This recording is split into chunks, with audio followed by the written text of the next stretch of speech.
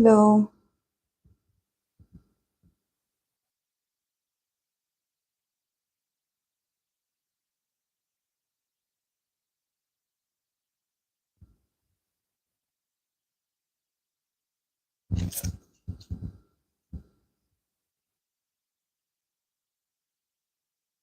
Hello. Hello, guys.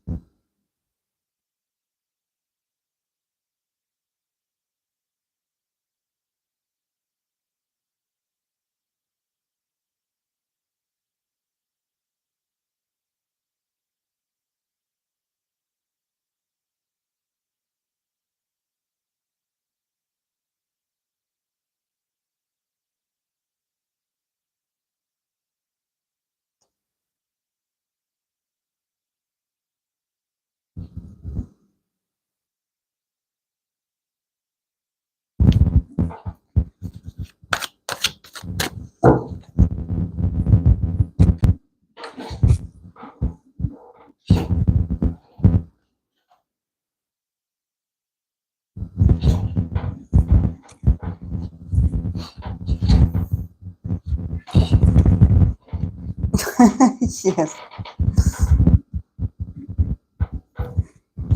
Thank you, guys.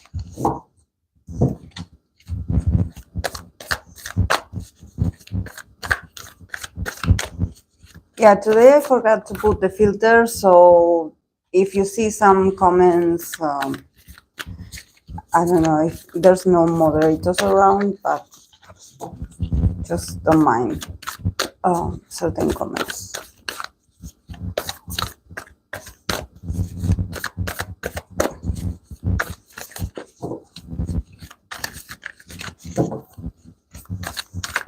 How are you guys? Is it very early for you? What time is it for you over there? Hey, Akira. No.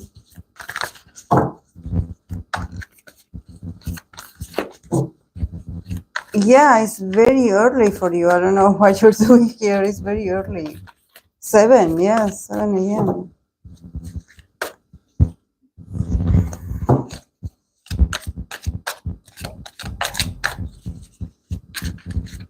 Oh, it's 6:30.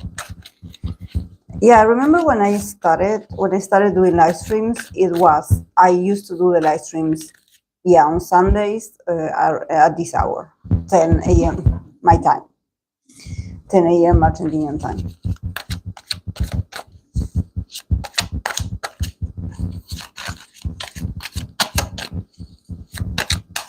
It's 8:11. You're watching The Boyfriend. Oh.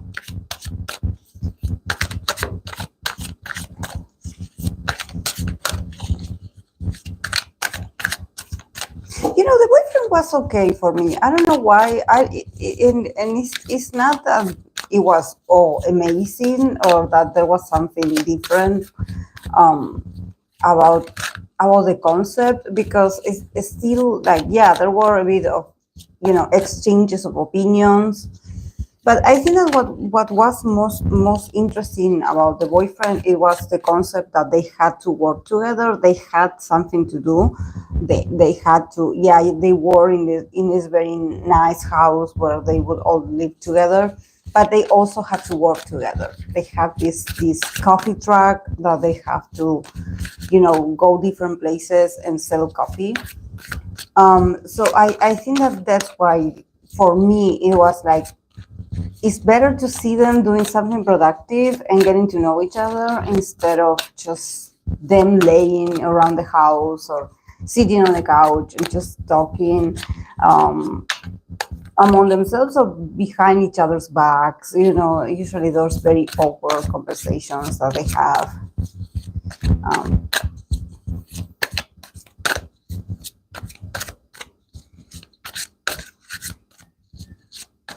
Hello. I can't concentrate on the show because one of them looks so much like someone I know. Oh, wow. Yeah, it's possible. You know, the other day that we were mentioning this on Discord, we were chatting, we were on the VC, on the voice chat, and we were talking about this, how, at least for me as a Latin American person, there's certain idols that I think that they look like someone I know. It's not that they're, especially the ones that the third generation ones. I wouldn't be able to say that about, you know, the new generation, that the guys look already, they are very pale and they are perfect from day one. But for example, the third generation idols, there's some of them that they kind of look like someone I know. They could pass as Latin American. And this is not to say because of the tone of the skin. No, it's more about their features. They remind me of someone I know.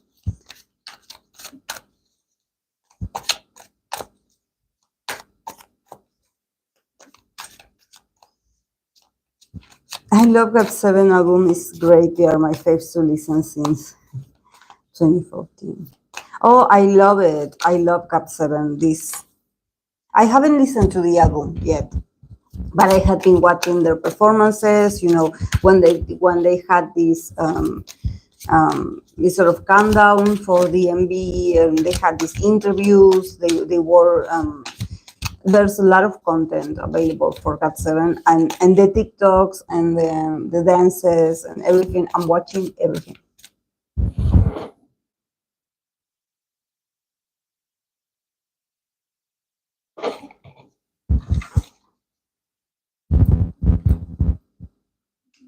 I don't know why this is going crazy.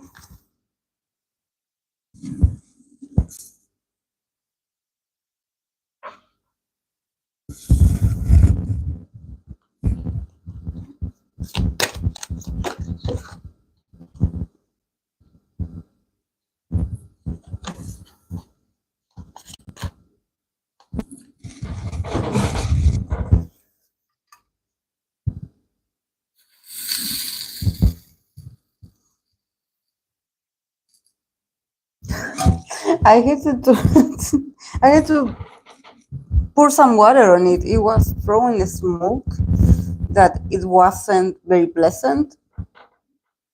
I don't know if it was burning.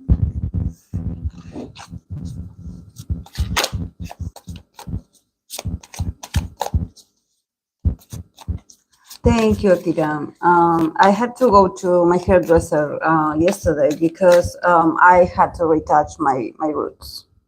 I had gray hair here and here, and it's very annoying because, you know, we are in summer, so whenever I want to tie my hair up, you can see the gray hair. So I was like, I have to retouch it. I have to dye it. And she had a moment for me in her agenda, so yeah, I went.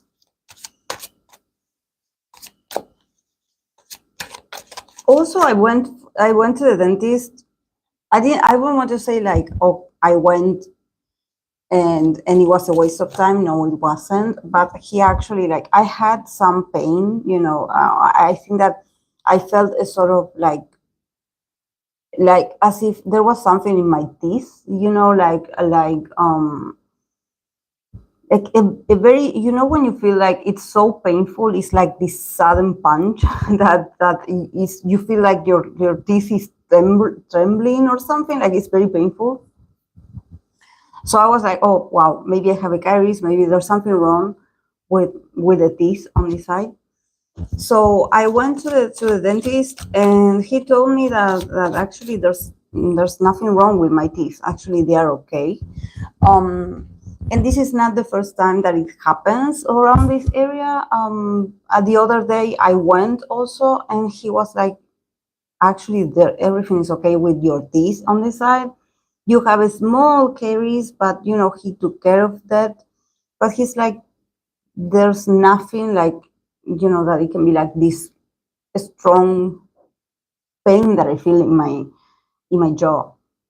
Like it feels like in the bone it is. And he was like, I don't know how it's called in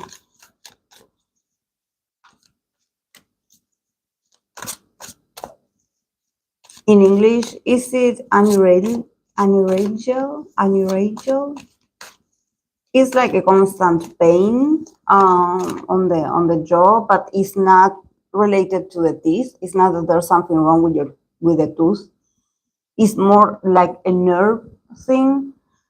So he thinks that I might have that because actually I have been going, you know, complaining that I do have some pain, and it usually starts from here to here, and it's so painful. It's so painful.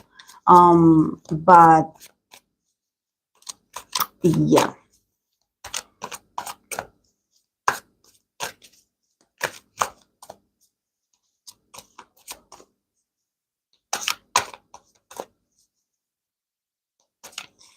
Like I have to take painkillers, and that's all I can do. He's like, you know, we can do some cleaning from once in a while, you know, in your tooth, just in case in around that area.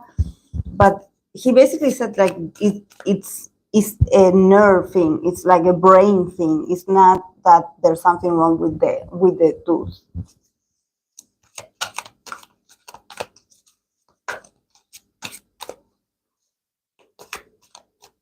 It's very annoying.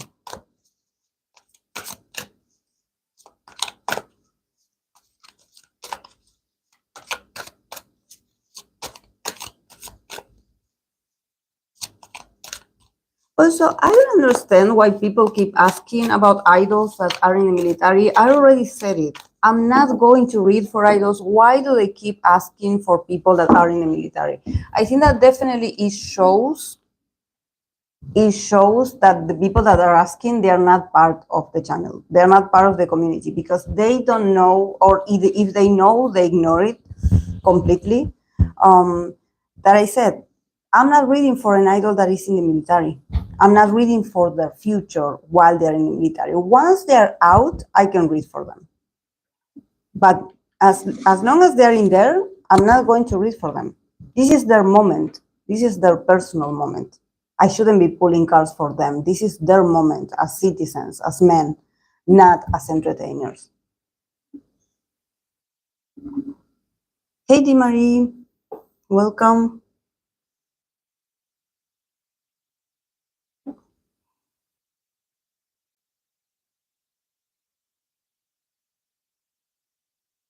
Didn't I read? I read for. Didn't I read for Jean already?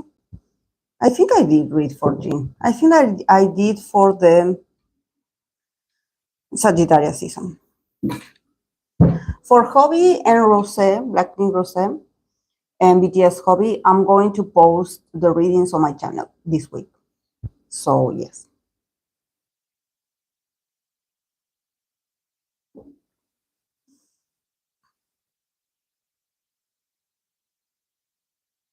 It's called refer pain. Ah, you feel pain in the jaw, but the source could be your sinus, heart, or some other place.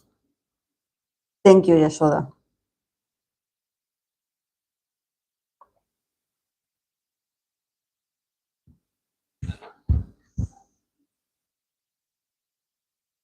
It's mate. Is a traditional Argentinian drink. It's like tea. It's like an herbal tea.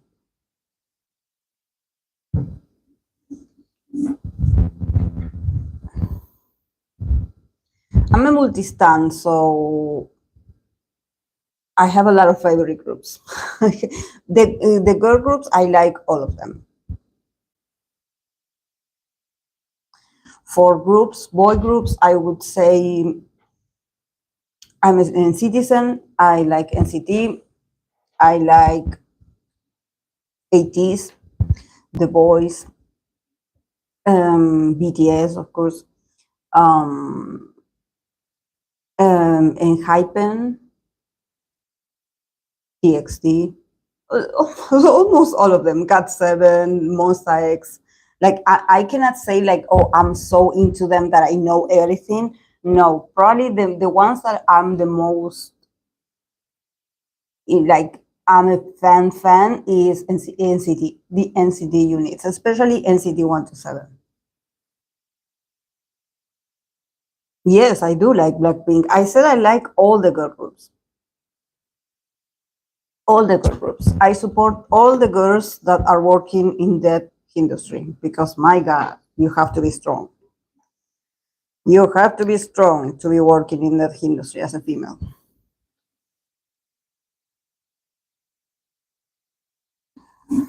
I want them all to do great and to be protected. It's tough. It's tough. And also, I say we, but I don't know about you guys, gender, but me particularly as a woman, I want to support other women. So, yeah.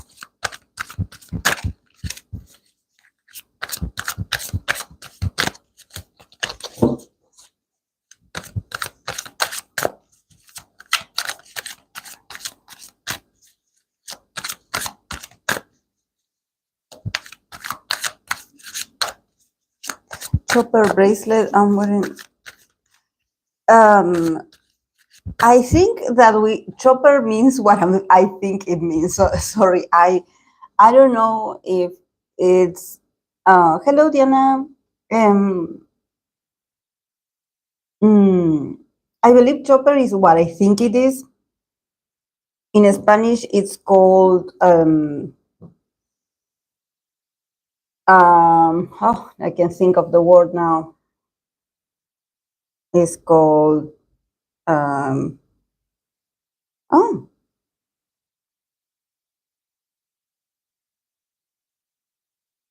what can I think of the word in Spanish? But and it leaves a bit of a stain, a green stain sometimes. So I do have to wash my wrist sometimes because it leaves a bit of green. Um, I think that it is what you're saying. Yes.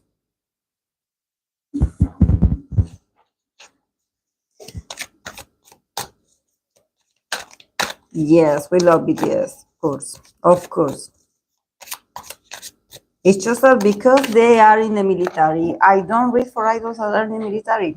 It's not personal. It's just that they are in the military. Sometimes when there's these dynamic readings, when I do these romantic readings to like how would they behave in a relationship, what they would be like, what are their preferences, in those kind of dynamic tarot readings, I can read for some of them because it's more about seeing, what the chances are, probabilities, some traits of their personalities or preferences. But when it comes to future, near future, I don't want to read for them, neither BTS nor other groups, nor other idols that are serving.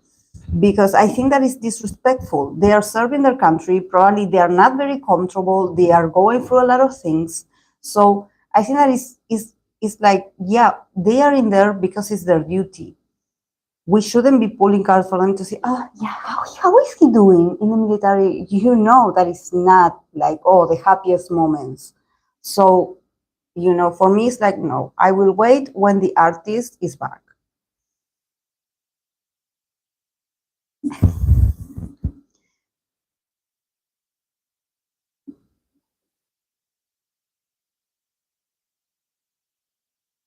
Mm. Uh-huh. Yeah, exactly, Alexis. Exactly that. It helps the blood, it supports bone health and inflammation. Yeah, I started wearing it because of that. Well, we call it in Spanish we call it cobre. Cobre. So I guess that when Yeshua said copper, maybe is the nearest translation. Yeah, I'm like, what are you expecting? And also is wait. Someone said the other day, on June, you're going to be super busy with the release because I believe that mostly of BTS members are going to be out on June.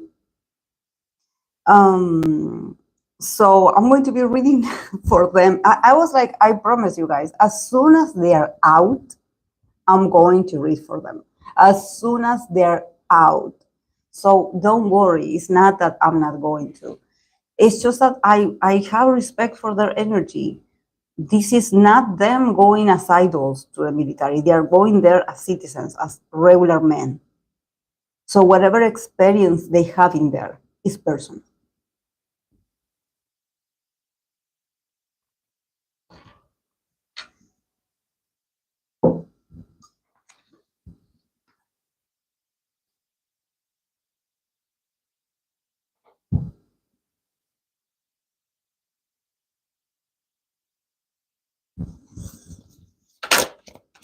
Okay, guys, I'm going to let you know who I have on my list. Everyone but Yoongi. He gets out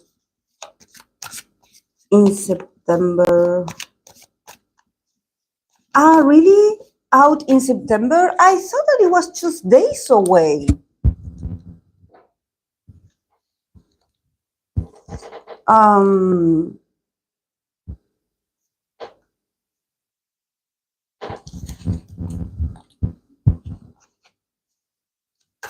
I didn't think that it was like a lot of months of differences between him and the other guys.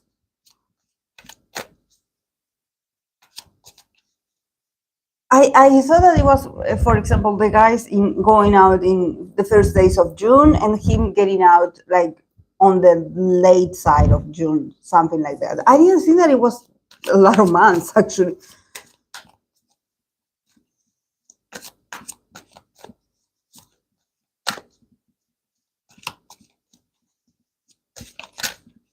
I have to be careful with it, not make my wrist green too on my left wrist. Yeah, the other day, actually, um, I did get a bit greenish, and I was like, I was working, and I didn't notice that I had it. And my coworker, she was like, "You have a bruise? Like, did someone grab your wrist? Your wrist? Did someone hurt you?" Um, and I was like, "No."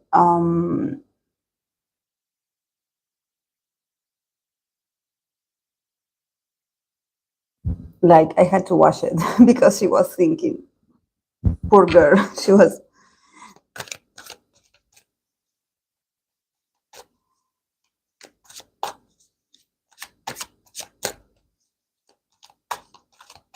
Thank you, Akira. Thank you. Hello, Parvati. Oh, it's been a month since I got a new job. Oh, congrats.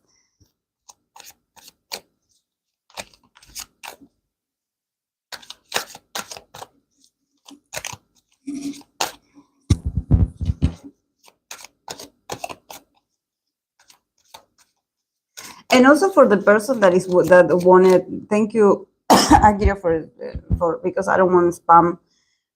The reading that I did for romance in 2025 is a sort of future reading. It's not a dynamic reading. It's not to see how he would behave in a relationship. It's to see what's available this year. So again, it's a predictory tarot reading. I cannot do that for Taehyun because he is in the military. I do that for Jenny because Jenny is a female and she's not in the military. And also the other idols that I also read for them that are males, they are not in the military. I cannot read because it says romance in 2025. It's not a dynamic reading, it's a prediction. So Yeah, it's just that there's a lot of like stubbornness. There's a lot of stubbornness. Like I think that they go around different channels, to see, which one is going to get my wish granted. And actually, I don't work like this. Just like people have mentioned, we have a community post. I do upload, the topic of the live stream. I'm like, guys, can you give me recommendations? And the people of the community, they know that that's where they have the possibility to leave a recommendation. I do not take random questions of the chat. Because we stay organized in here. This is not a lottery. This is my energy, my effort, and I don't take random questions. I have my channel very organized. I have a system. I have do's and don'ts. So, I'm not someone that you can be like, oh, let's ask her whatever and she will answer. No, sorry, wrong channel.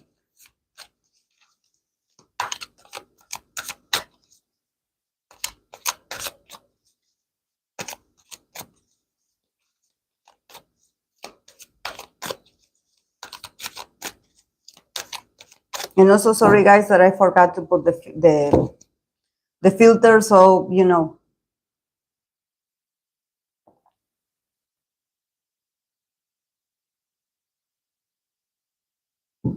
I wear them because of some iron problems with it being in the middle with my iron to when I'm on my mom's also.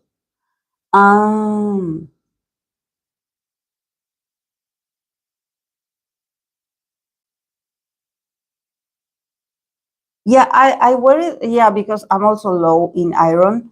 And also because of I have inflammatory issues. Like I have, I have a like I don't know how it's called in English, but it's like rheumatitis. It's like a reuma. It's a problem in the bones. So because of inflammatory, maybe it has like anti-inflammatory effects. So I'm trying it. Let's see how it goes.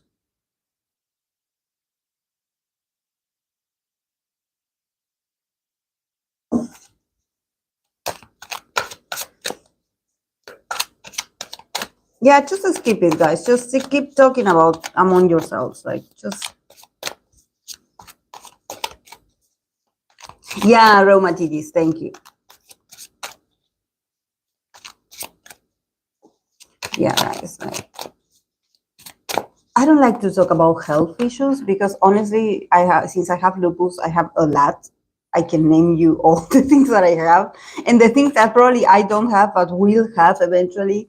Um, but there's always I think that if you carry a good lifestyle and you take care of yourself and what you consume, in my case, since it was the holidays, it was Christmas, it was the end of the year, and also it was my birthday. I think that I had been eating a lot, or I had been consuming, a lot of sodas. Here we are in summer, so we're drinking beer, because we are so hot in here. That it's like we want to end a very annoying and hot day, and we buy beer, and we have. I don't drink that much, and I don't like beer that much, but because I'm so thirsty, and I'm so like also I want to disconnect at the end of the night, of a very humid and hot and annoying hot day, So beer is like, it's like the perfect, it's like it's cold, it's so good. But I know that that's not good for me, so I have to cut it. And yeah, I try to take care of myself. The other last week, I wasn't able to go to my daily walk very early in the morning because it was so hot, guys. I usually go out at around 6:30 a.m. and it was so hot, even that early in the day. And I would feel like I would go for the walk and I would walk, long hours, almost 2 hours. And I swear I would start feeling a bit dizzy and just like I couldn't breathe, because of there was no air. It was just humidity and hot, and you can feel it from the ground, as this sort of like hot um, um, breeze that, no, it was, I couldn't breathe.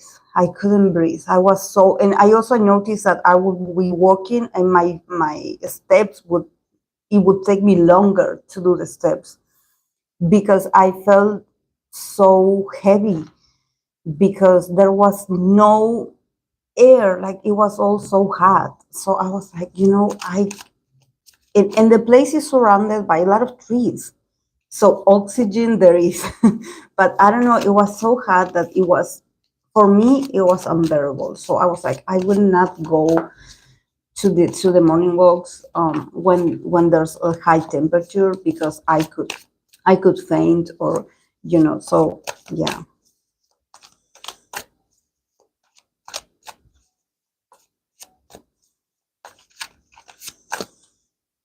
I feel you. I'm getting better since I started change my diet to feel like myself. Yeah, that's the same.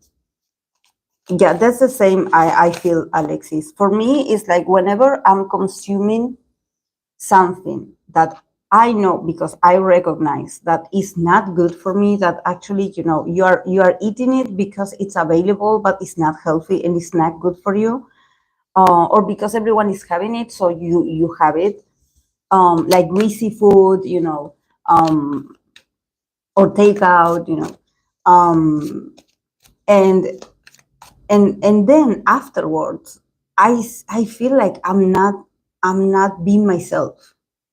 I feel like there's an incoherency, like I'm not being coherent with my body. I feel wrong, like it's as if my mind is like, why are you consuming that if you know that it's not good for you?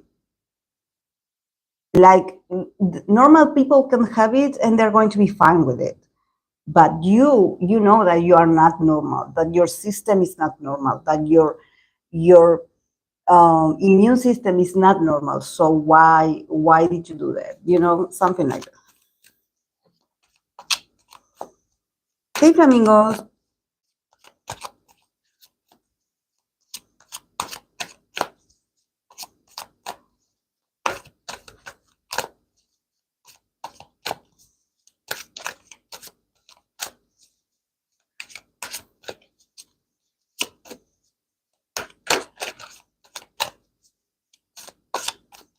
I cut back on sugar. I don't eat out that much. I don't drink sodas like I used to. Yeah, I don't drink sodas that much also, but since everyone is having it here in my house, I also like take a glass of soda. But yeah, I have to cut it.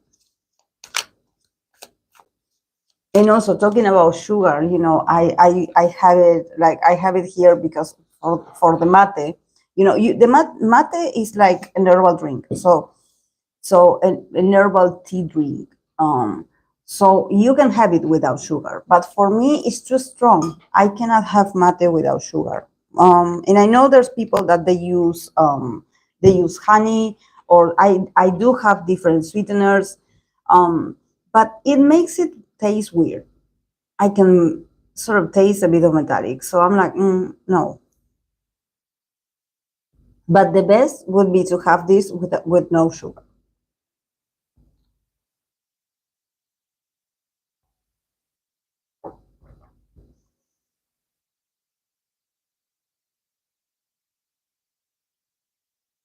And also, one thing that I'm so guilty, guys, is I love rice. I love rice. I swear, ever since I was a small child, my mom would make this stew. Um, and she would be like, okay, what, like, she would always make it with noodles. But she would sometimes during the week she would ask me like, what do you want it with? Do you prefer noodles or rice? And I would always choose rice because I'm such a fan of rice, like always had been. I can eat it just plain, just white, and I'm just happy. And my mom would always tell me, like, I'm sure you must have been born at some lifestyle. You should, I'm sure you were Asian in some reincarnation, in some other life. I'm sure you lived in Asia, because I love rice. And in my culture, we eat rice, yeah, but it's not that, like, you can have it with a stew, with, there's a lot of like red sauce, like when people make this spaghetti with this tomato like sauce. We have it also here. We usually have it with tomato sauce, and we add a bit of rice, especially with chicken, or sometimes with potatoes. But it's not like you will have it plain, the rice. But I love rice. I love it. It's like, give me whatever, just with a bit of rice, and I'm happy. And I was told that I have to cut it also, because I believe it's a bit inflammatory. I love rice. And also now that I'm consuming, since I discovered K-dramas and, and J-dramas and C-dramas, and everyone eating rice, like over here in my culture, with food, when we're having a meal, we usually have a piece of bread. We eat a lot of bread here, a lot of baguettes, a lot of bread with the food, especially when the food has some kind of soup. We have it with a piece of bread. But, I noticed that in Asia, they have the rice as that sort of companion, as this. And I'm like, yeah, give me rice. I just give me, like,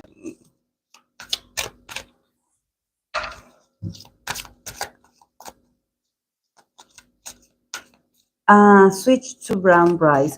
But, I don't like brown rice. I don't like it. The amount of times that I bought it, I think that I just cooked once with it and then I left it. It tastes weird. It tastes like, I don't know, like I can taste the grain. Like I can see, like, it's just weird. But I have to get the Japanese sticky rice. Yes.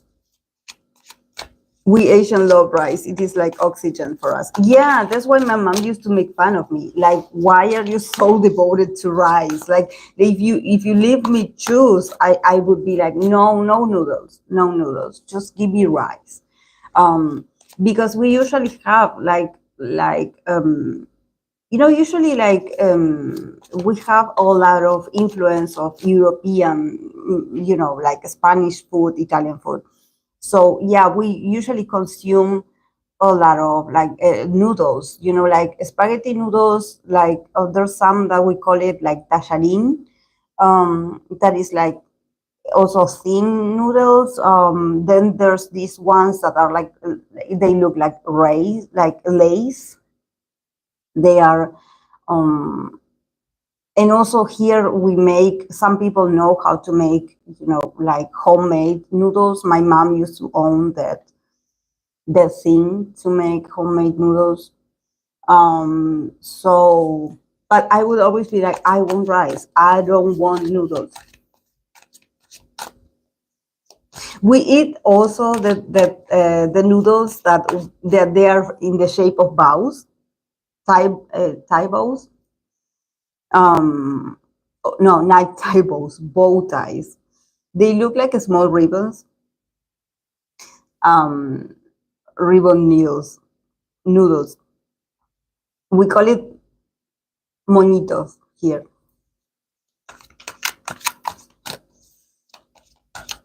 Hey, Mariana.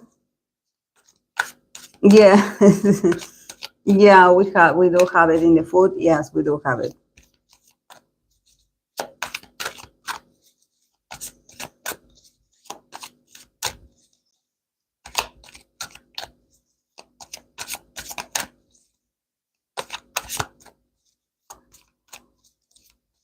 But I would always be like, give me rice. I want rice. I want rice. I was the only one. I swear, guys, I never met people that they were like, oh, me too. No, I was the only weird one in my family. I swear, because everyone eats noodles. Mm, you have Japanese in your family.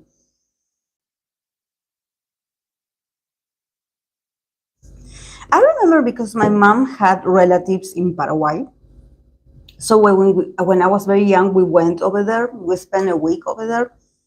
And I remember there was a moment we were staying at this sort of hostel, and there was a lady. I don't know. I don't remember if she was Korean because I was so young. I couldn't tell if she was Korean or if she was Japanese. And she would be selling this small, like I thought that it was like empanadas, like the empanadas that we have here, but very tiny. And now that I had been observing, the food, I'm like, maybe those were like dumplings. And I thought that I perceived them as empanadas. But they were so delicious. I remember I was obsessed. I would be like, I would tell my mom, let's go eat this. Um, I think that in Paraguay, like in that country, there's a lot of Asian people. I did notice a lot of Asian I remember seeing, but not Chinese ones, because Chinese actually here in Argentina, we do have a lot of Chinese population. So we are sort of used to seeing them. But these were different, the Korean or Japanese, I noticed the difference. They were different. They were, I don't know why I think that they looked whiter. Like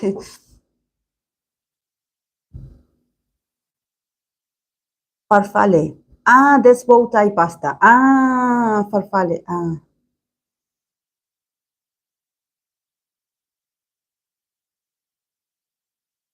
Mm.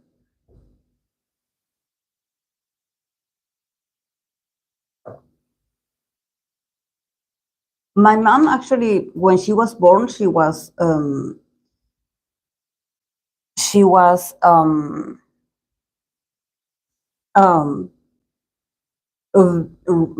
blonde, very white, blonde. Her hair a bit reddish, but she definitely was a white. It is very very interesting because my grandparents, her mom and her dad, her mom was white, but her father was like, I think that from what I remember him, like, because I knew him from when he was really old, he looked like he was a dark skinned person. Um, I did notice that, but he was so quiet that I I didn't know about his history. I know he was like a veteran of the. There was something about the war that he would always say, but I don't remember much. So my mom was always very white and very like blonde when she was a child. But then, from what I remember, and also seeing old pictures of her when she had me, she would have darker hair. She would dye her hair darker. And I noticed that she has a lot of Asian features. My mom actually had like very Asian eyes. Like if you see her, if I show you a picture of her, you will be like, she looks a bit Asian. So they were a mix. They were a mix. I think that from my mom's side, there was Japanese people also. But there is very interesting because it seems like it has skipped generations. So there's some brothers that look a bit Asian, and there's others that don't. So it's weird. There are some that are more brunette, and there are some that are a bit much on the blondish. Um,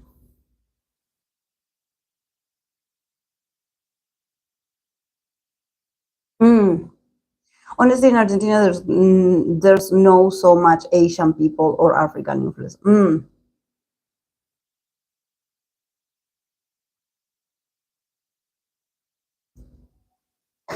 It's just that, Mariana, you have to come to my side. You have to come to my side of where I live, and you will see that actually there's a lot of brunette people. I'm not going to say like we are black. No, we're not. But we are mixed people. When you go to different, it depends on the area. It depends on the area. When you go to the capital or when you go to certain provinces that are very like, it seems like everyone looks the same because it seems like it's a closed community. But in Buenos Aires, you do have a lot of different races. If you go out of the capital, because in the capital, yes, you do have only white people. But we Argentinian, we are brunette. Because we are a mix. We are a mix. Like, I know that there's people, because I have my family members that they are all blonde. They look European. But for example, in my case, that I think I'm the only one that is like a bit brunette. So I am a bit a mix of indigenous, a bit of a Spanish, because now you see me with a straight hair, but actually I have curly hair. So yeah, we are a mix.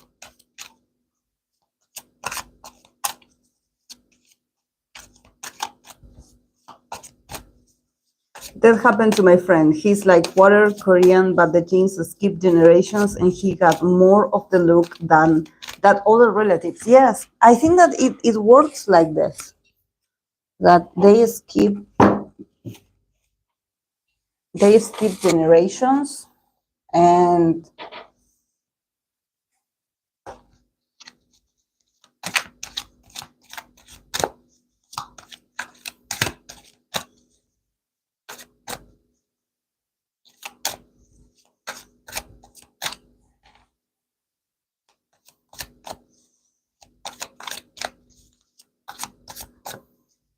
my grandma came to the States when she was 19 years old, 1927, with my grandpa. He was in the army. I have a lot of Indian race in my family.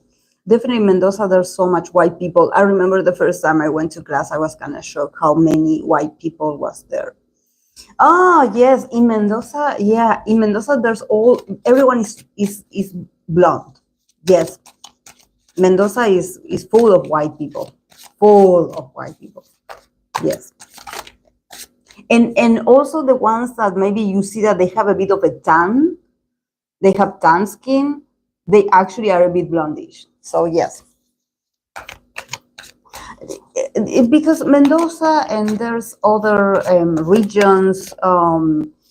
There's a lot of provinces that they have like a lot of, I don't want to say like cult, like cult, but they have their colonies. They have their colonies, and usually the colonies are of or either or Italian families, or some German families also came here.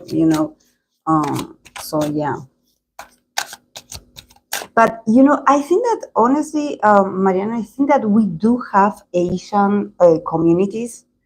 It's just that they are so close off that they are not going to reveal themselves. Like, I have been living here for ever since I was born, 40 years, and I think that once I met a Korean person and they, like, I remember I would work with them, but they would never invited me to their house, or like, they are very close off. They have their communities. They have their clubs. They socialize with each other. So we do have a large Asian community in the capital, but they don't mix with us. They don't mix with the regular people. It seems like it's very interesting because in Capital, I believe that they have like, is like 4 blocks of Asian community. They have their own church, they have their own schools, they have their businesses, of course. But if you're not invited, you will never know that they exist. So yeah.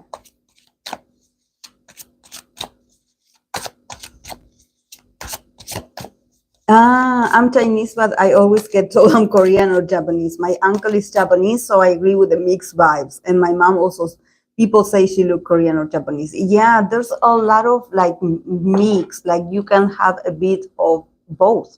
Mm. I seen the Germans and very few Asians. Yeah, I know, yeah. In the provinces, there's a lot of, this is why people have this crazy theory that, that this very awful man in history, that he actually came to Argentina to hide. And no, I don't think that he came to Argentina to hide, but that we had a lot of immigration of Germans during the wars here that came here. Yes, we do have them.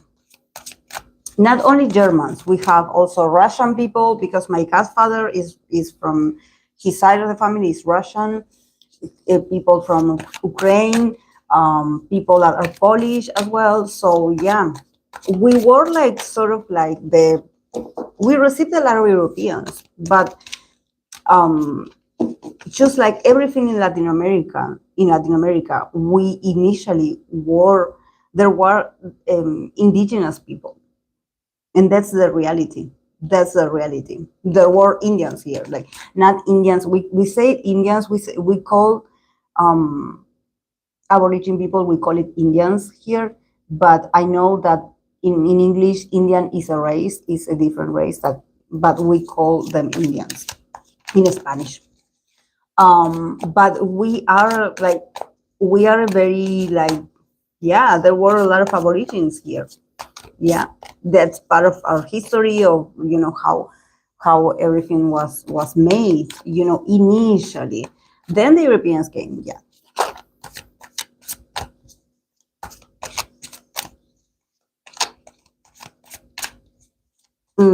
I think being culturally educated can help bridge barriers between Asians and non-Asian people. I'm a Black female, but you would not know that I have mixed race because I have tan skin too. Yeah. Yeah, also in my case, a lot of people think that I'm from the Philippines. There's people in the chat that I remember when I first started, they were like, are you Philippine? Are you from the Philippines? Like, they wanted to know my race, or they were asking as if I'm Black, which are very racist questions to ask a person. But all I can say is that I'm Argentinian, so I am a mix of a lot of races. Because from my dad's side, yeah, they were from Argentina, but from my mom's side, they were also from Paraguay. So there's a lot of mix of races. My mom was white. My dad is more on the brunette tan skin. He is brunette. He's very tan skin, but he has blue eyes. My dad is beautiful. As a young man, I'm sure he had a lot of fans because he has like the bluest eyes you'll ever see. But he is, out of his brothers, he's one that he is like the most dark skin, I would say.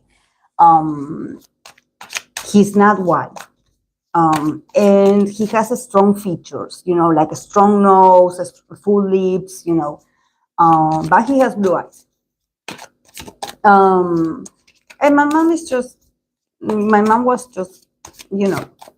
normal, beautiful, but normal. And there I came. And they both of them, they did, my mom and my dad, they used to have curly hair. And not curly, I want to say wavy hair and a lot of hair. And that's where I got it. I have a lot of hair. a lot of hair. Wavy usually is my hair. It's just that I straightened it because I couldn't deal with the waves. I couldn't deal with the waves, with the freeze. People always like being like, oh, I would use a lot of products and my hair would still look crazy, very wild. So yeah.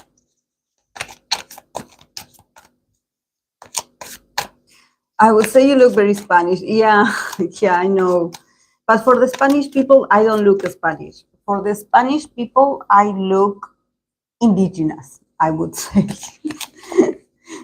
And so, and if you compare me with indigenous people, I'm not.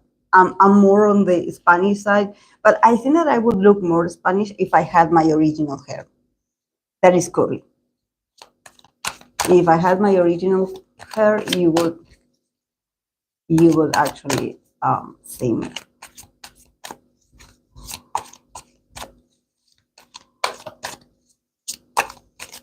Told by an Asian American that came to my school, I look very Mexican.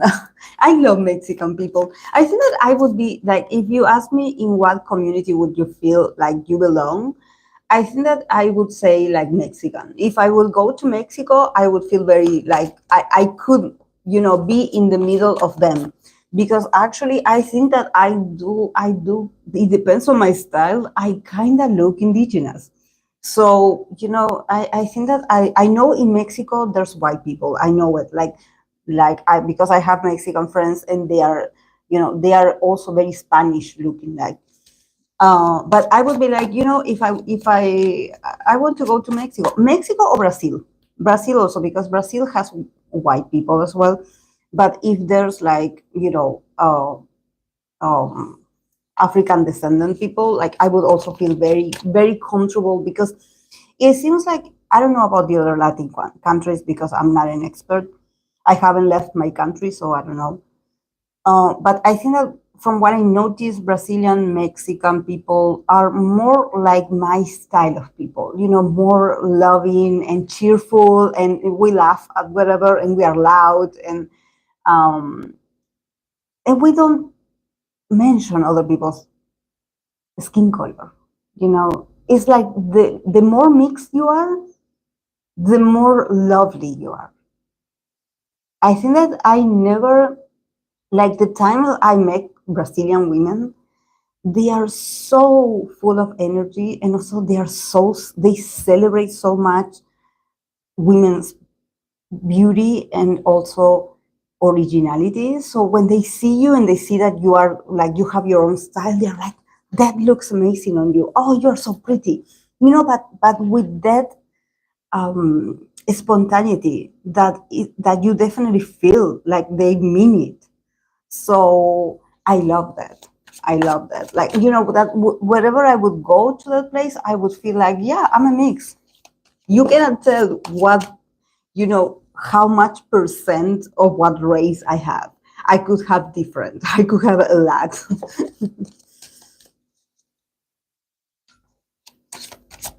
I don't look Caribbean. I don't look Caribbean. People have to. I came from the US. Oh, so then in Mendoza, you're going to be amazing. Yes. I definitely love Brazil. People are so warm and happy. Same with Mexican. So lovely. Yes. Yes, I have a friend who is Brazilian French and she's born in America and she's very energetic and positive. Yeah, we need more people like that. We need more people like that. You say us for being human, not based on your skin. Yeah.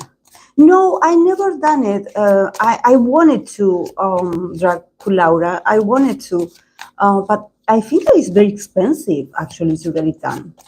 My friend the other day, she was showing me. Dividing it in percentages is kind of wild to me. She showed me her results. She said she gave a piece. You have to give like your saliva or something like that. I think that is expensive to do that. So I would love to, but I don't know. And also knowing my country, I'm sure that for me to deliver that piece of DNA is going to take ages. I know it. I know it. I can see it. Okay, guys, I will tell you who I have for today. I have 17 Vernon, I have 17 DK, I have TVXQ.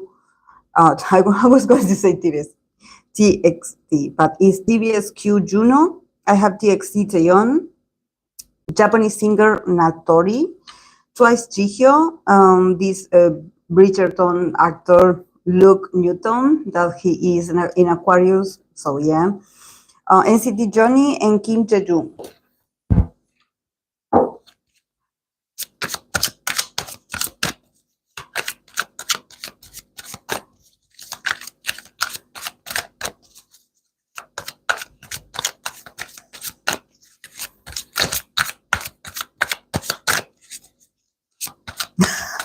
Luke Newton, my favorite idol. I know, I know.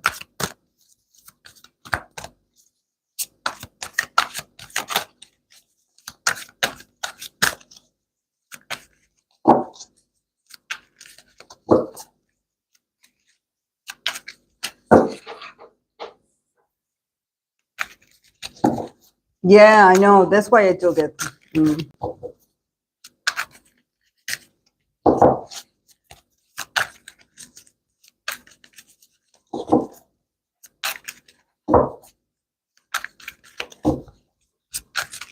Okay.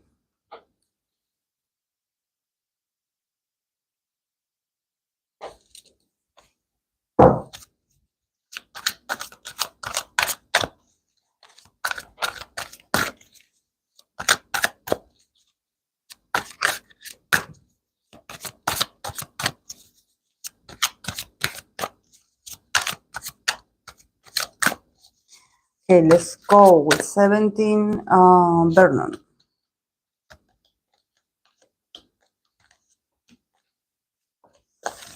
Hmm.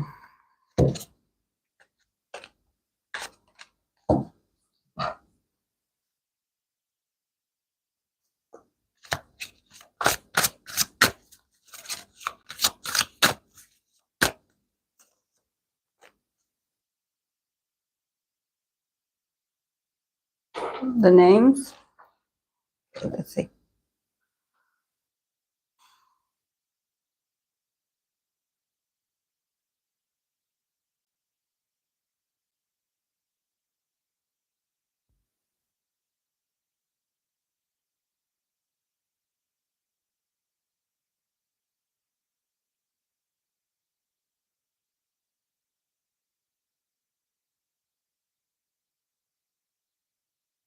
This keyboard is so messy.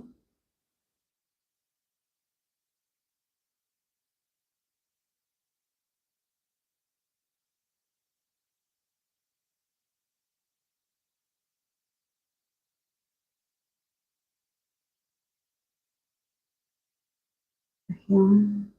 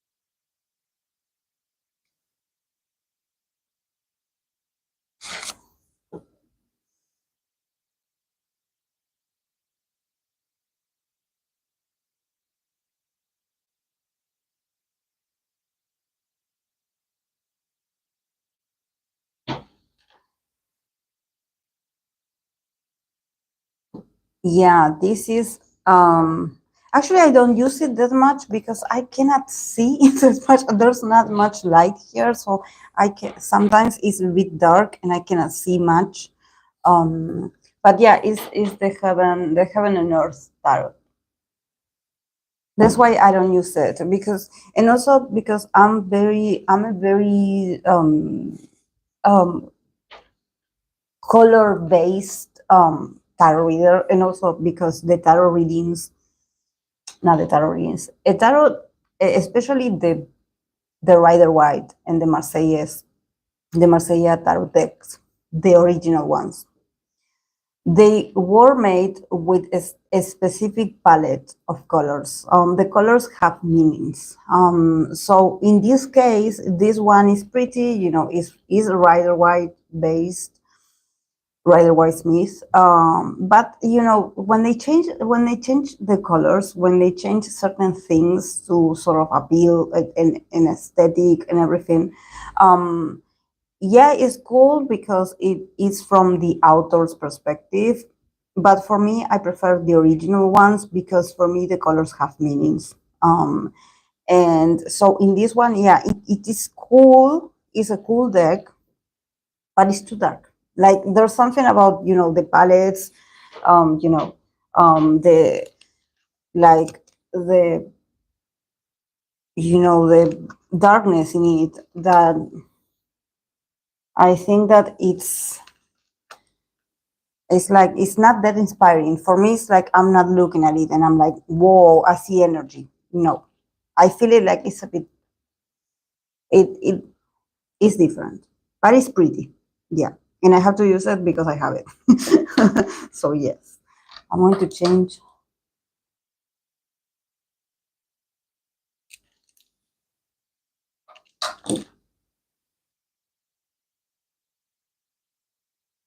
Okay, so for Vernon, we start with the devil. We have the chariot. We have the hermit in the middle of the reading. We have the nine of swords, and we have the ace of wands. And from, I pulled an extra cards for his romantic life in 2025 as well. And we have from the oracle, we have the card of religious factors, that it says your sentimental life is being influenced by your religious education and your spiritual path. So yeah, we have the four of swords for his romance, and we have the Hierophant. So very restricted, a lot of traditions to be followed. And also when he has the religious factors, why do I feel a lot of restriction in his dating life? I don't know if he's religious or not, but it seems like he's not that free. He's not that he's not that independent. I think that there's a lot of teachings, or there's a lot of, maybe other people's, sorry guys, I have to adjust that it sort of influences the way he views relationships. I don't know. Yeah, it feels heavy. It feels heavy. Vernon is a mystery, definitely. But yeah, in 2025, I think that there's a lot of advances in 2025 for Vernon, because first we have the first two cards is the devil and the chariot. So I think that well, probably there's something about Vernon just knowing, or maybe because this is the year of the hermit, and he in the middle of the reading he got the hermit card, so he's sort of bringing light, or he's becoming much more aware that he has certain restrictions, or certain attachments, or maybe there's something from the past that he hasn't been able to resolve. And the devil, I think that is a mix of him not being able to advance in his career the way he wants to. I think that he's stuck maybe he's stuck in this creative process of his, and he's like, I'm not going to release something until I know that it resonates with me. And I sort of have this fear that maybe I will not be able to find the inspiration ever. He had been a bit fatalist and a bit too harsh on himself, or probably something happened. I don't know if he made a mistake, or he had like a very I don't know, he had like almost like a traumatic experience where he felt exposed somehow. And he's like, it's really hard for him to let go of that. And he's like, okay, I will never do something like this again because I'm afraid of what happened to me before. Um, but also, I think that there's something that this is probably feels very Aquarian of Vernon, that it feels like he doesn't want to be attached to, he doesn't want to be ambitious. He has a thing with ambition, because probably, in this industry, everyone is ambitious. The person that tells you that they do it from the bottom of their heart and they do this and they're in the business because is their dream life, is their dream. Yeah, it can be, it sounds nice, but also you have to be very competitive and you have to, you have to have that appeal that is able to attract brands, deals, opportunities for you to show up, in different shows, for people to hire you, for people to even choose you as their biases, and probably he has a bit of a conflict with being that wanted or with being that attractive, or there's something about him wanting to, it's like, I don't want people to get obsessed with me. I don't like it. I want to be myself and I want to be free. And maybe this is why there's something about him sort of not showing that part of himself, not showing who he really is, being a mystery. But we have the devil and we have, the chariot. So definitely in 2025 can be him moving on and advancing towards understanding what about fame or what about everything that he had been experiencing so far had been so traumatizing, and how can he can fix it and how he can leave it to a side and advance in his life and in his career. Because I think that he sort of knows, I think that he knows why he has been feeling like this, why things feel so heavy for Vernon. I think that when I see these cards, he definitely needs to be set free from these perceptions. But probably fame, he's not that comfortable with, or he hasn't been feeling that comfortable with being the center of attention. And when you are a star, you have to be the center of attention. But I think that he does it and then he goes back inside. When you have to go out and perform in the world, okay, but then he's like, he goes hermit. He's like, okay, I done my part, I done my job, bye. I go and I hide. So there's a bit of isolation in him. It definitely feels very lonely. It feels very like not enjoyable, his life or his mentality. It feels like he knows that he has to open up a bit more to people. Maybe spend more time with his loved ones. But with the hermit in the middle, I can sort of see that he's becoming much more aware of what is the cause of him feeling like he has to hide all the time. Because he has to advance in his career. The chariot, also the ace of wands at the end of the reading, it sort of shows me that probably he will have, maybe is the time where he's going to be asked to do more, to show up more, to have more individual projects, to maybe participate in different shows. So maybe like he will have to become a sort of like a solo man show. And I think that this is why he's going hermit. He's sort of studying in 2025, okay, where does this, like this part of me that I don't want to do this, why does he feel like he has to hide when you are a star? When you are part of this business, why? You cannot be a hermit in this business. And probably 2025 is going to be a year where he will have to show himself a lot. So he's somehow preparing himself, feeling a bit anxious, because it's like when you know that you're going to have important day and you know that that important day is coming, And somehow, there's a new beginning for him. There's exposure for him. There's a very passionate and important project coming his way. So he has to, take your time to analyze yourself. What is it that you feel the need to, okay, I think that he doesn't want to be dominated. The devil is sort of someone that probably feels very wanted, or he feels very desired, or he feels like he's someone else's obsession, and he doesn't want to be that. He feels gross. There's something about him being like, I don't want you to look at me like that. I don't want you to look at me with that desire. This is why I think that probably he maybe sometimes he acts a bit weird, because he's like, I hope that with my weird behavior I can sort of put some distance between you and I, because I actually don't like it when you guys look at me with such a lust in your eyes, or when you think that you own me, that you owe me, like that you own me, that I'm your possession. It's like, I'm not someone's possession. I'm not your doll. I'm not your puppet. So he doesn't want to be dominated, definitely. He doesn't want to be like, okay, yeah, I will be famous, but I will have to adapt to be someone's obsession,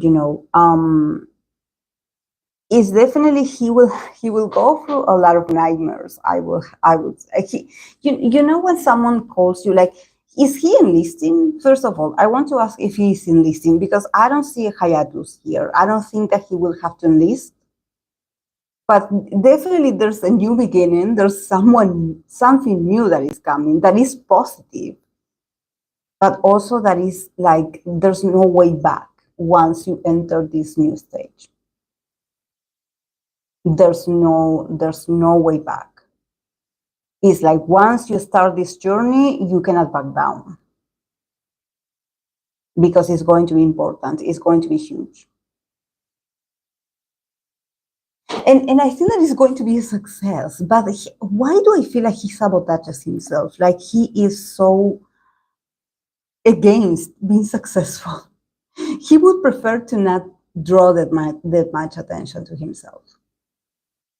He's like, can I just do this at a distance, without not that having to be me, having to go out and meet people, because actually I feel awkward.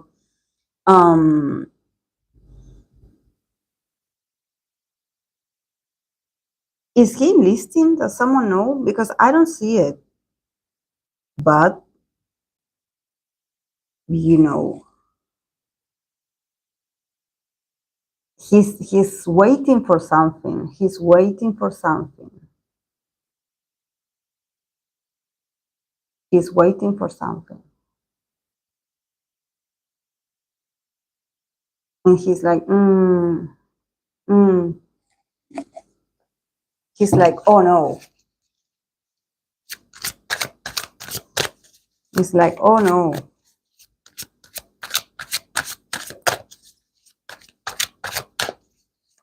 Oh.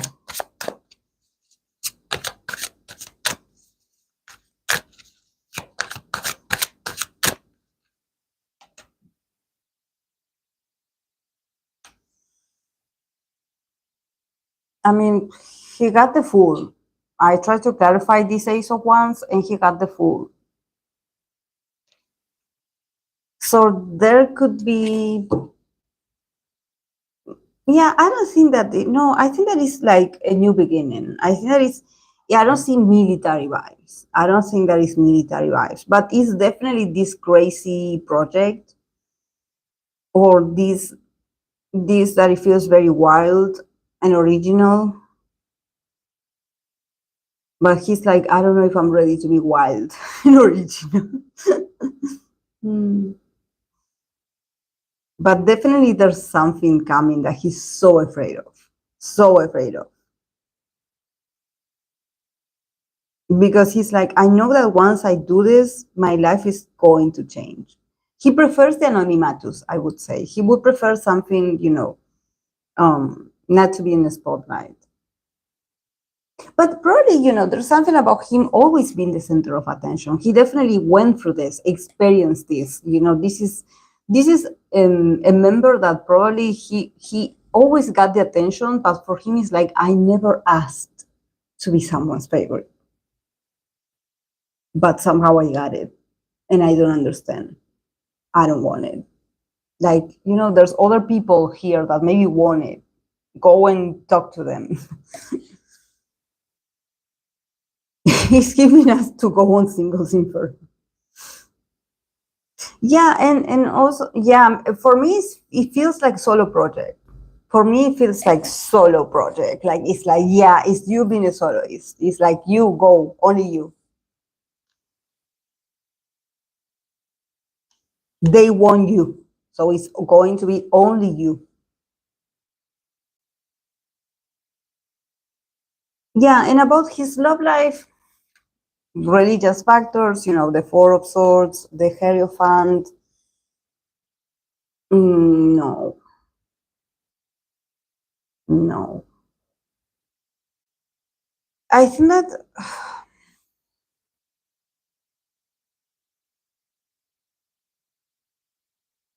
I think that definitely Vernon in the love department. I think that he's like, at this point in my life, I cannot because I sort of have to, with the Hierophant, it's like he has to follow rules.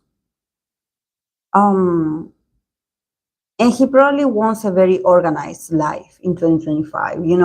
The Four of Swords is like, peace of mind. It's like I don't want no scandals. I don't want people to talk about me. I don't want, hearing anything on the internet. I don't want people mentioning me, tagging me, like, no. So he's like, I would prefer to just, stay out of drama. He's like, and probably he also thinks that relationships are full of drama. So this is why we have the Four of Swords, and also we have the Hierophant. So there's something about him maybe concentrating on other things instead of being romantic. Um, Also, I wonder if he has like, because religious factors and also the Hierophant. I don't think that is religious. It could be. But also I think that does anyone know if Vernon follows a certain lifestyle, like a guru, or like a kind of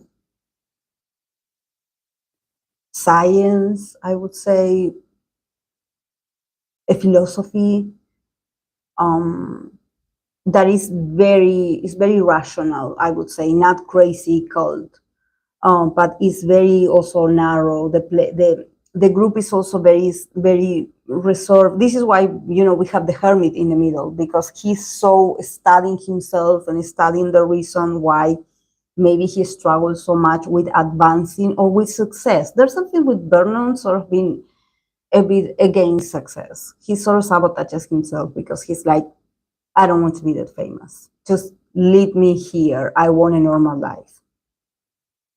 Um, because probably people put a lot of expectation on Vernon from the beginning. I don't know about Vernon's popularity, but I think that they were a lot of people, or maybe the company were like, Vernon is going to be like the most popular idol, or he's going to be the it boy. There's something about them, being so ambitious about Vernon in specific. And I think that because he has this personality, or he has this mentality, he always declaimed, he could have his moments of being super famous, but he sort of was like, he sabotaged them. He was like, I could have had, I could have been bigger, but I didn't want to. He's sort of fed up with the exposure. He's not into that. This is why I'm like, is he studying? Is he part of a group of studies or religion? Or because it doesn't give me spiritual vibes, but it does give me this very like it's like a it's like studies, it's like science, why people behave the way they behave, or why, it's a very philosophical but not crazy, the Lulu, like, oh, I believe in aliens. No, it's like a secret society also. This is why, the hermit and the religious factors, and also that is influencing his love life. It gives me that maybe he's like reserving himself from experiencing deep emotions or emotionality in general, because he's like, I prefer to be this sort of hermit. So I think that he's part of a group of people. Well, this is very Aquarian, he being part of, but it feels Aquarian. It feels like the way he thinks, or the way their doctrine is very futuristic, or it's very original. It's not like, it's like, you are the architect of your life, something like this. It feels also very male orientated also. I think that also this is something that I notice about Vernon. I don't feel the feminine influence. I don't see water here. I don't see feelings. I don't see emotions. I don't see connections. I see that he's very intelligent, he's very smart, he's very deep, but he's trying to not get emotional. I think that this year is like him, like, I don't want drama. I just want to be a plain person. Don't bother me with your issues. Like, I don't do excess, I don't. Mm, yeah.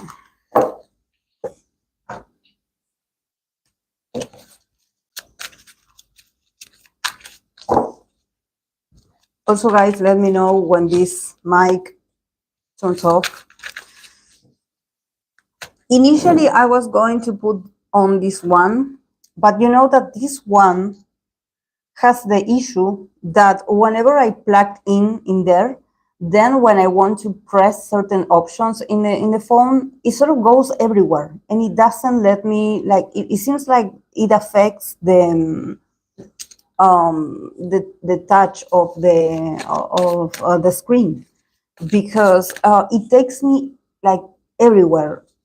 This is why I changed it. It affects the phone.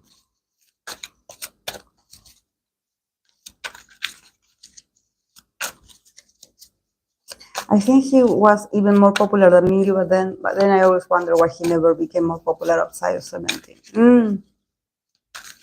Yeah, I definitely see people like being so, like, they really wanted him. There's something. This is why I think that when he says, like, I always have these people looking at me with lust and with ambition in their eyes. Like when you think like, oh, I discovered this guy, and this guy, I tell you guys, this guy is going to give us so much money. So I think that he always had people like this, people observing him like in this way. And this is why he's like, I feel disgusted. Please don't look at me like that. I'm a person. I'm not an object. It's like, I'm not comfortable with the way you're talking to me. It's gross, please.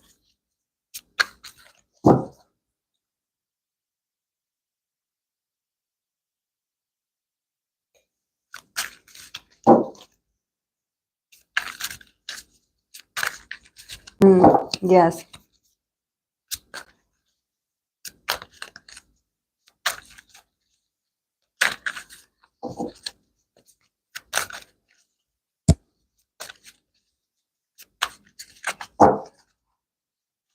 Okay, I'm going to continue with the other 17 member, with DK. DK for 2025.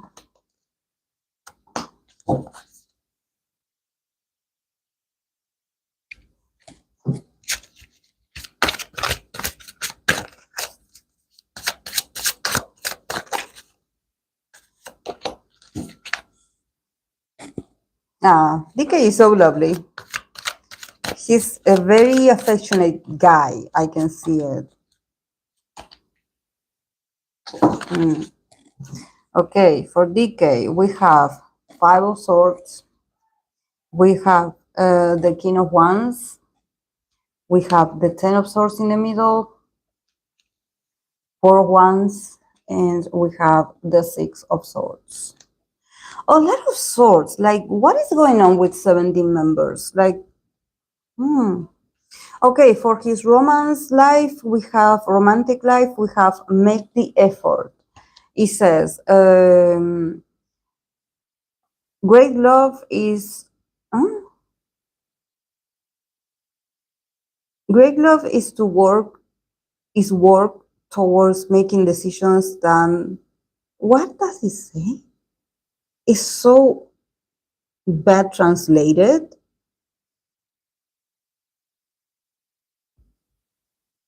It's so bad, even in Spanish, it doesn't make sense. Probably, I think that what it means is that a great love, the way you can show a great love is when you are meant to take the decisions or to make the efforts that you have to make um, to keep this great love.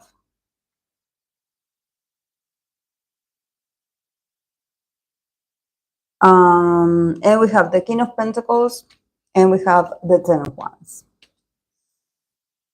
Hmm.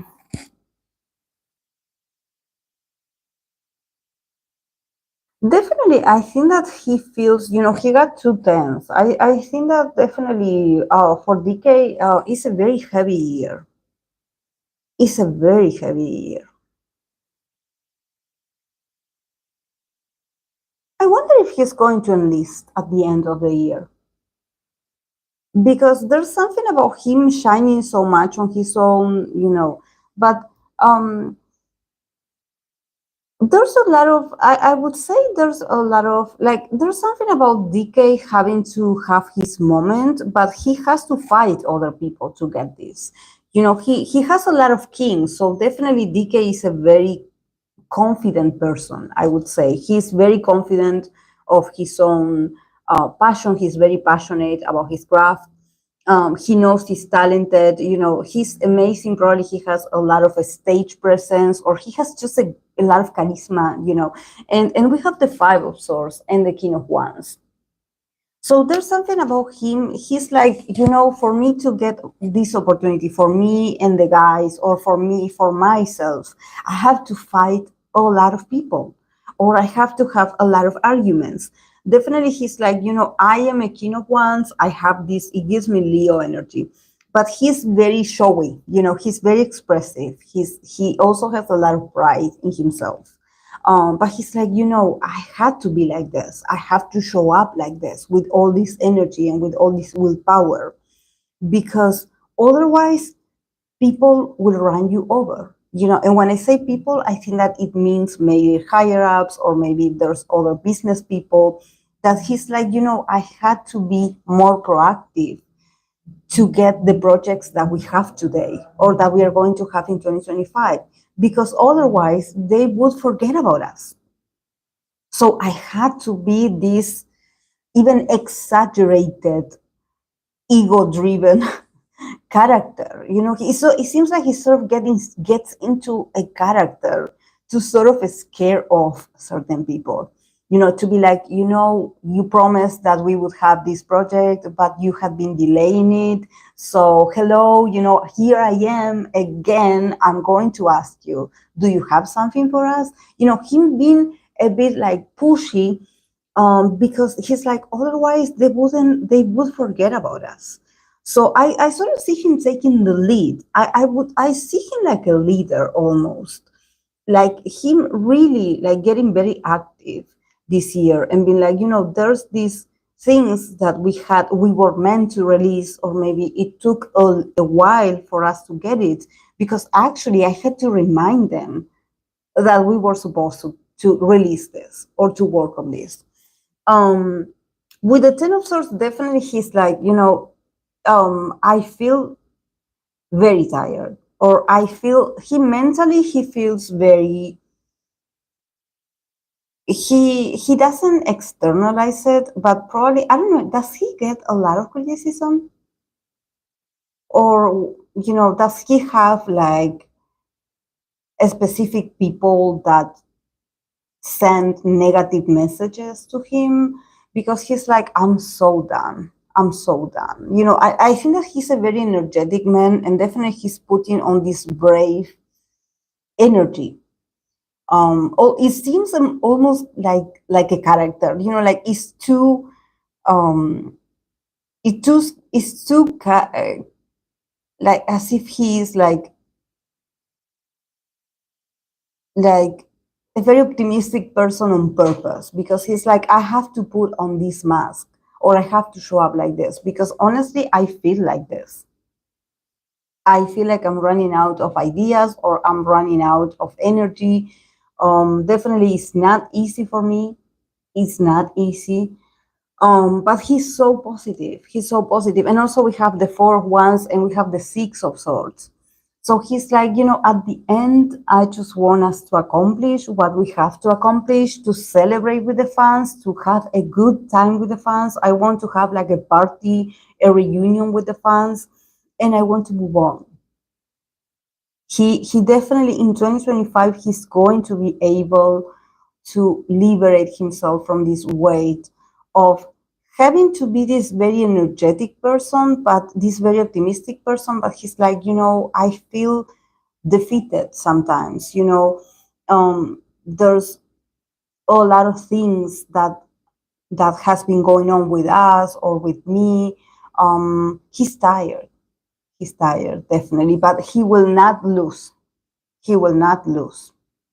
He will not lose. With the Four of Wands, it's like I will keep the energy up and I will celebrate with my people. I will celebrate. He's a very honorable guy, he's very, but definitely with the Ten of Swords, he's coming to an end of, maybe letting go of past troubles. In 2025, he's going to let go of these worries or of these. I think that is more like people have been offending him. There's something about people just being very awful towards him or the people that he loves. It could be a lot, because there's something about DK just worrying. I think that he's not a self-centered guy. He worries about the group, or he worries about the people that he loves. He's not thinking like, oh, they did this to me. No, it's more like, they did this to someone that I love, and I don't like this. But he's always so bright. With the ones here, he's like, I will move on with my career. I will advance. I will advance, and I will go to the next chapter feeling free. This is very Aquarius of him. This is very Aquarius. And with the Six of Swords, I can sort of see, traveling, him moving on to a next chapter, maybe releasing something new. But could it be that he has to enlist at the end of the year? How old is DK? Because with the Six of Swords, I can sort of see him, now I can advance to the next chapter of my life feeling free, feeling like I did my best, I entertained people, we celebrated together, we laughed together, we were happy together. Now I can go. Something like this. I like this. I like this for him, because only he knows the darkness or the dark times that he went through. It's just that he's such a resilient guy, and he's like, the people that loves me and that knows me, they don't have to see me fail, or they don't have to see me down. Like I am a king. I am a king of wands, and I'm here to entertain, and I'm here to deliver. You're not going to stop my progress. Yeah, and the card of make the effort, the King of Pentacles, and the Ten of Wands. That, in this deck, the keyword of the Ten of Wands, it says oppression. So again, he comes up like the king of Pentacles. What can I say? I think that DK is a great partner. The King of Pentacles, very responsible in relationships. He's great at relationships, and also we make the effort. I think that this is a hint of like, you could have a long-lasting relationship. If you have someone special in your mind, just make the effort. Make the effort. Reach out to that person. Because he's so mature in love. He's so mature. Probably he's a one-person kind of guy. Even though he's an Aquarius, and everything, he probably is a very stable. Does he have like a Capricorn Venus or something like this? Because he's very traditional, a gentleman. But we also have the 10 ones. So again, he's very oppressed. He's very oppressed. It does affect his love life, I would say. He has to defend, or he has to sustain a lot of things. There's something about him in relationships where probably he's feeling very responsible also, but he's also responsible for the group, he's always responsible for other people's happiness. So I think that even though he's very stable, there's moments where he cannot take it anymore, because probably he doesn't know how to ask for help. He probably in a relationship, he's like, no, I am the man in the relationship. I should be the provider, or I should be the protector. So I think that he, and also the King of Pentacles, it gives me that he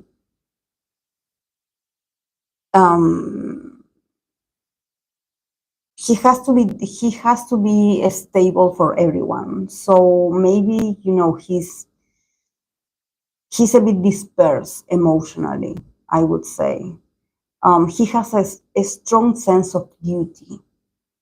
So maybe this is not so much like him enjoying being in a relationship. It's more like, I don't want to hurt you.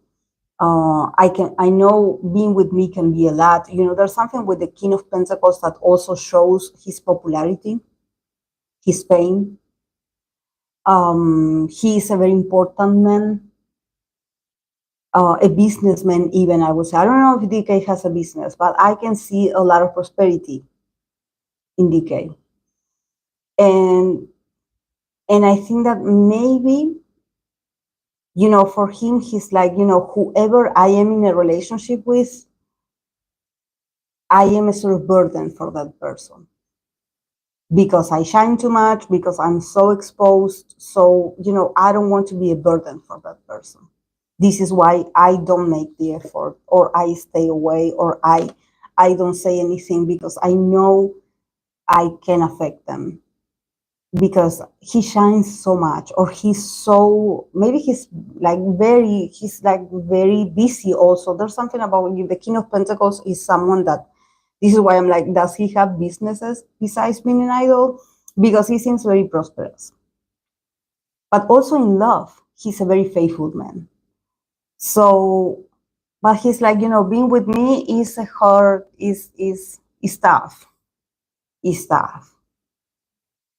So I don't want to oppress my special person. So this is, and I also cannot stop being famous. I am famous. So yeah, a lot of oppression.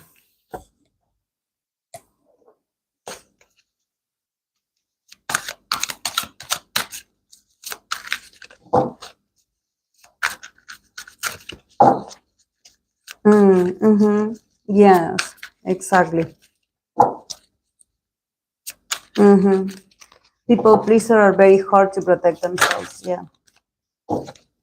I think that it feels like he's he puts himself in the place of the provider. No, I have to help these people, and I also have to help you. So it doesn't feel like that intimate, you know, when you are like in a relationship and it's like, oh, it's you and me. And this is special because it's you and me.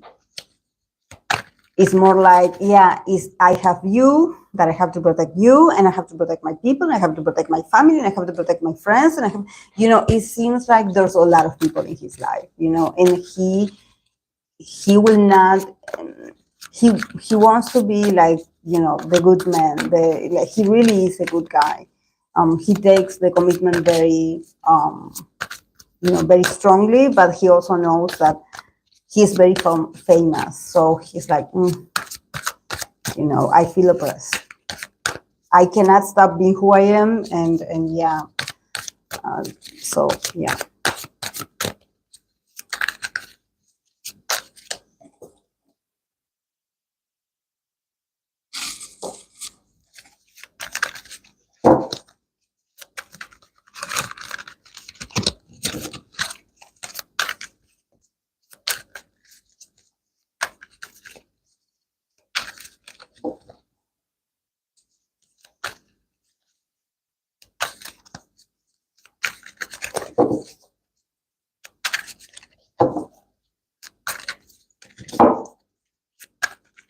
Okay. I'm going to continue with TVXQ Juno for 2025.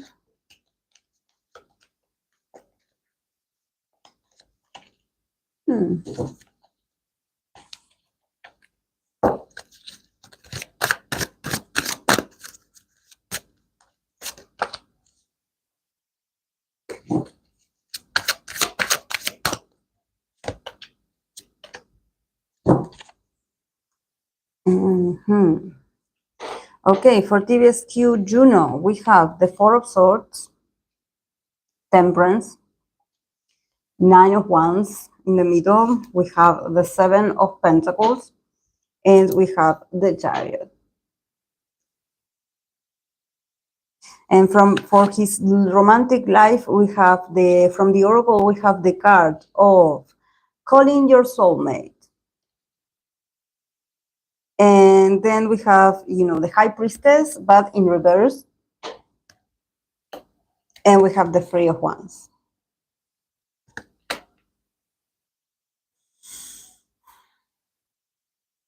I know I saw him in the SM Town concert and everything, but you know, with the Four of Swords and the Temperance, I think that the cards are like, you know, you better start this year resting. I think that he needs to maybe spend a few months away from the public, you know, to sort of try to find a bit of balance, a bit of, you know, calmness, maybe healing himself. Like, does anyone know if he had like an injury or something like this? Because why does he give me that he needs to heal? But from the cards that I have here, there's something about, you know, I have the Nine of Wands here. So I think that even if he hurt himself, or if there's a reason why he would have to go into hiatus, he's not an easy guy to convince. Definitely. The Nine of Wands in the middle, I think that this is his resistance to not rest.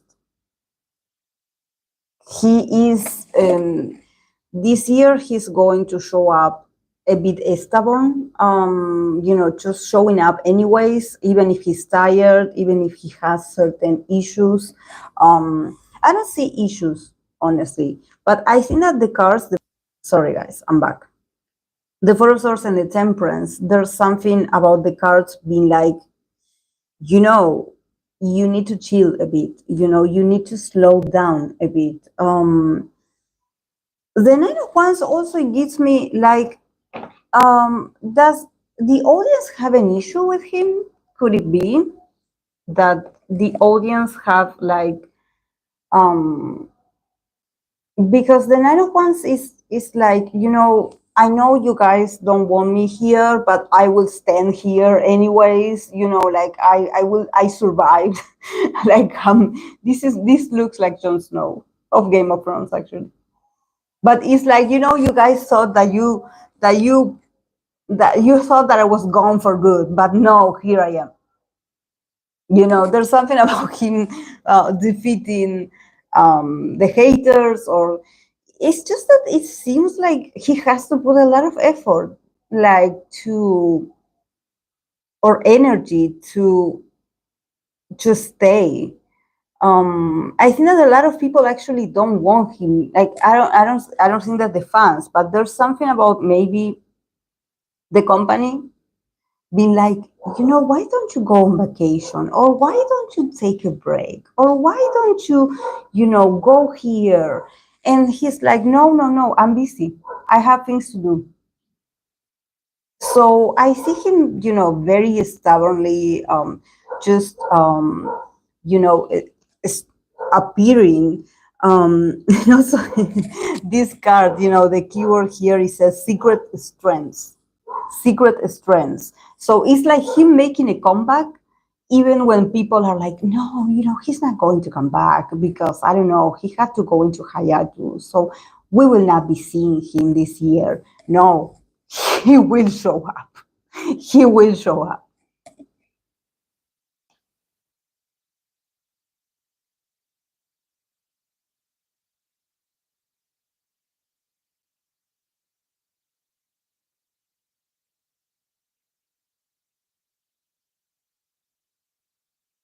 Um, TVXQ Juno.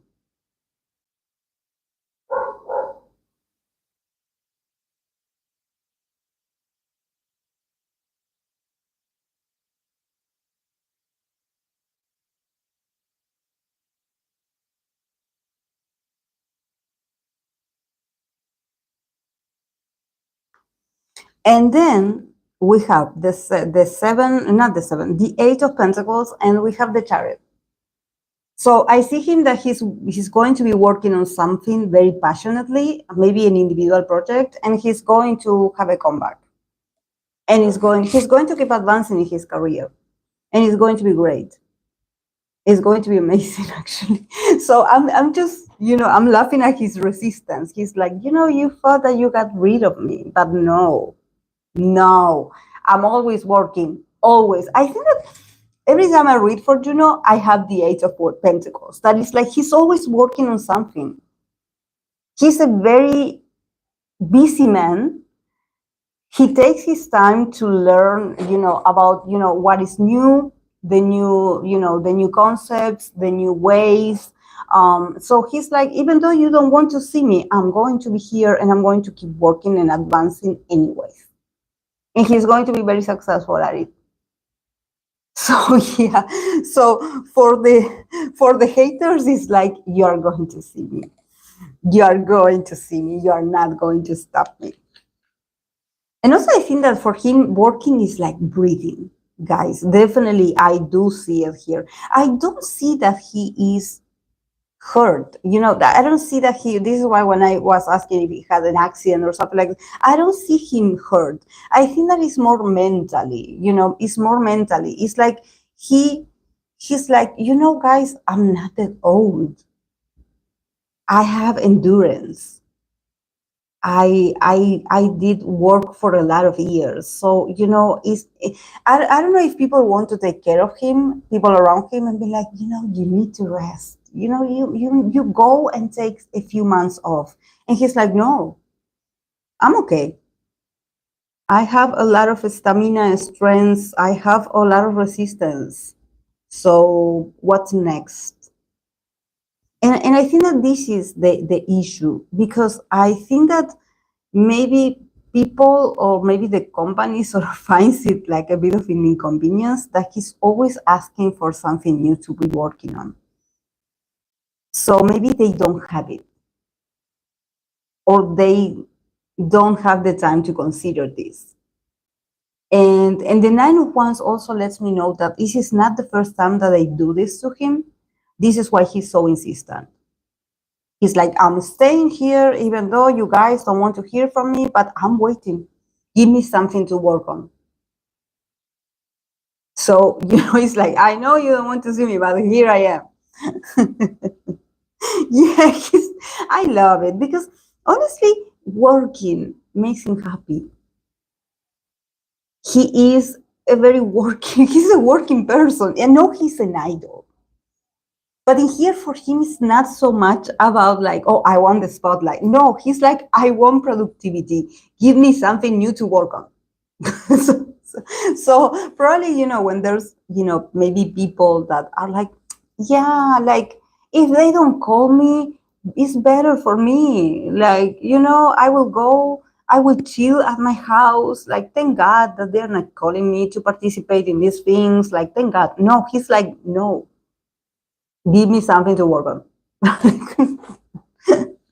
um, and he's probably the only SM artist they want to rest. The rest are overworked. Yeah, he's like, I don't mind to be overworked. Honestly, like the 901s, it feels like, I know about being overworked. I have been there.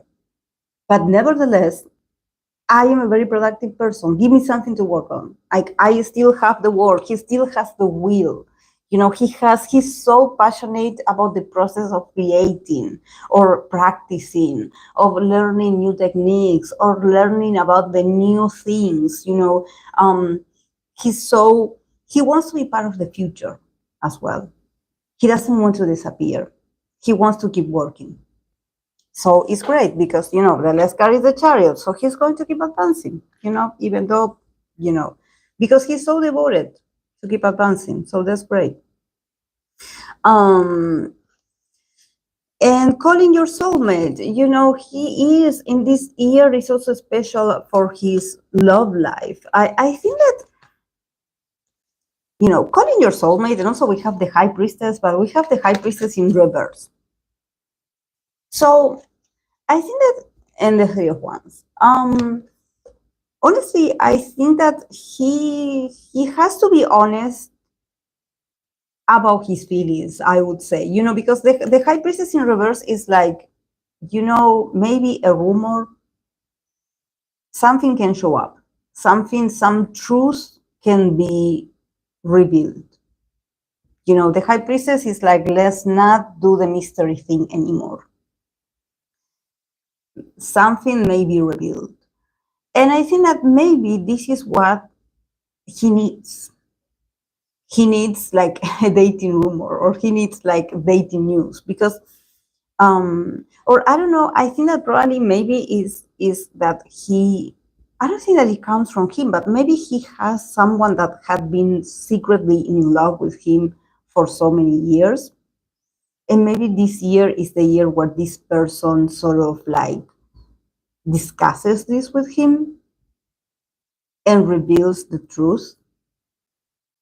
Like, okay, I have been keeping this a secret for so many years, but I always loved you. Something like this. I feel it more like this, because then we have the Three of Wands. So it's like, now that you know the truth, what are you going to do about this? He's definitely going to be reflecting about his future, because I think that there's something about Juno reflecting a lot about his next projects or what he's going to be working on in the near future, but he doesn't reflect about, okay, what am I going to, like, who am I going to be sharing my life with, or, who is going to be the person that is going to be by my side, because maybe he hasn't met the one. But also, I think that I don't think him interested in anyone. I think that it has to be someone just appearing and being like, okay, I have to confess to you. And then he's like, he will start seeing life differently. Because he's like, okay, now that I know this, how do I manage my profession that is very important for him, and this, it's a new experience for him. But definitely, calling your soulmate, I think that also is time, because he's so focused on career, that, and in here, the word, the message, it says, your prayers, affirmations, and visualizations will help you to reunite again. So this is like a soulmate situation. This is someone that feels familiar to him. But also, the High Priestess in reverse, it gives me that, probably he had been so disconnected from his intuition or from his feminine side or from his receiving side, that it's like he needs that information to come to him and he needs to be open to receive it, because probably the universe has been sending him signs, like, this person has potential, this is a good person for you, this is a good friend, this is someone that is worth it. And maybe because he has been so busy, he doesn't see it, and now he needs to see it, and he needs to act on it. He cannot he cannot play dumb this time. He has to do something.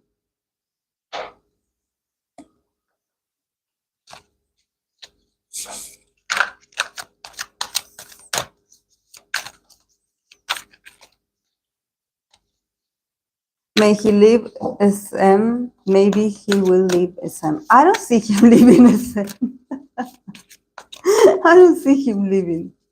He's so stubborn that he's like, I think that probably he wants to be like the last man standing. There's something just, he feels very stubborn of him. He's like, I'm not quitting. I'm not quitting. He's like, maybe he wants the company to be his. Maybe he's waiting for the moment, but he's like, I'm not living here. I'm going to survive.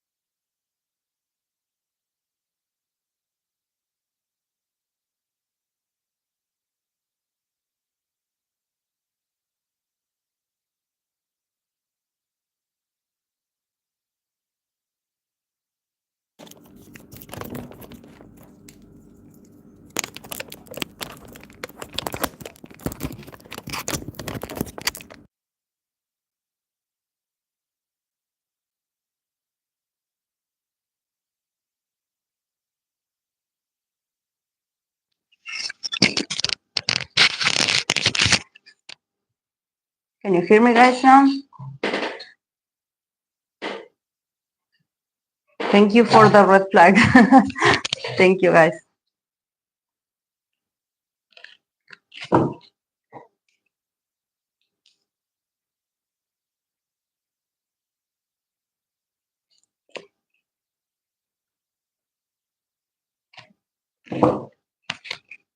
Thank you.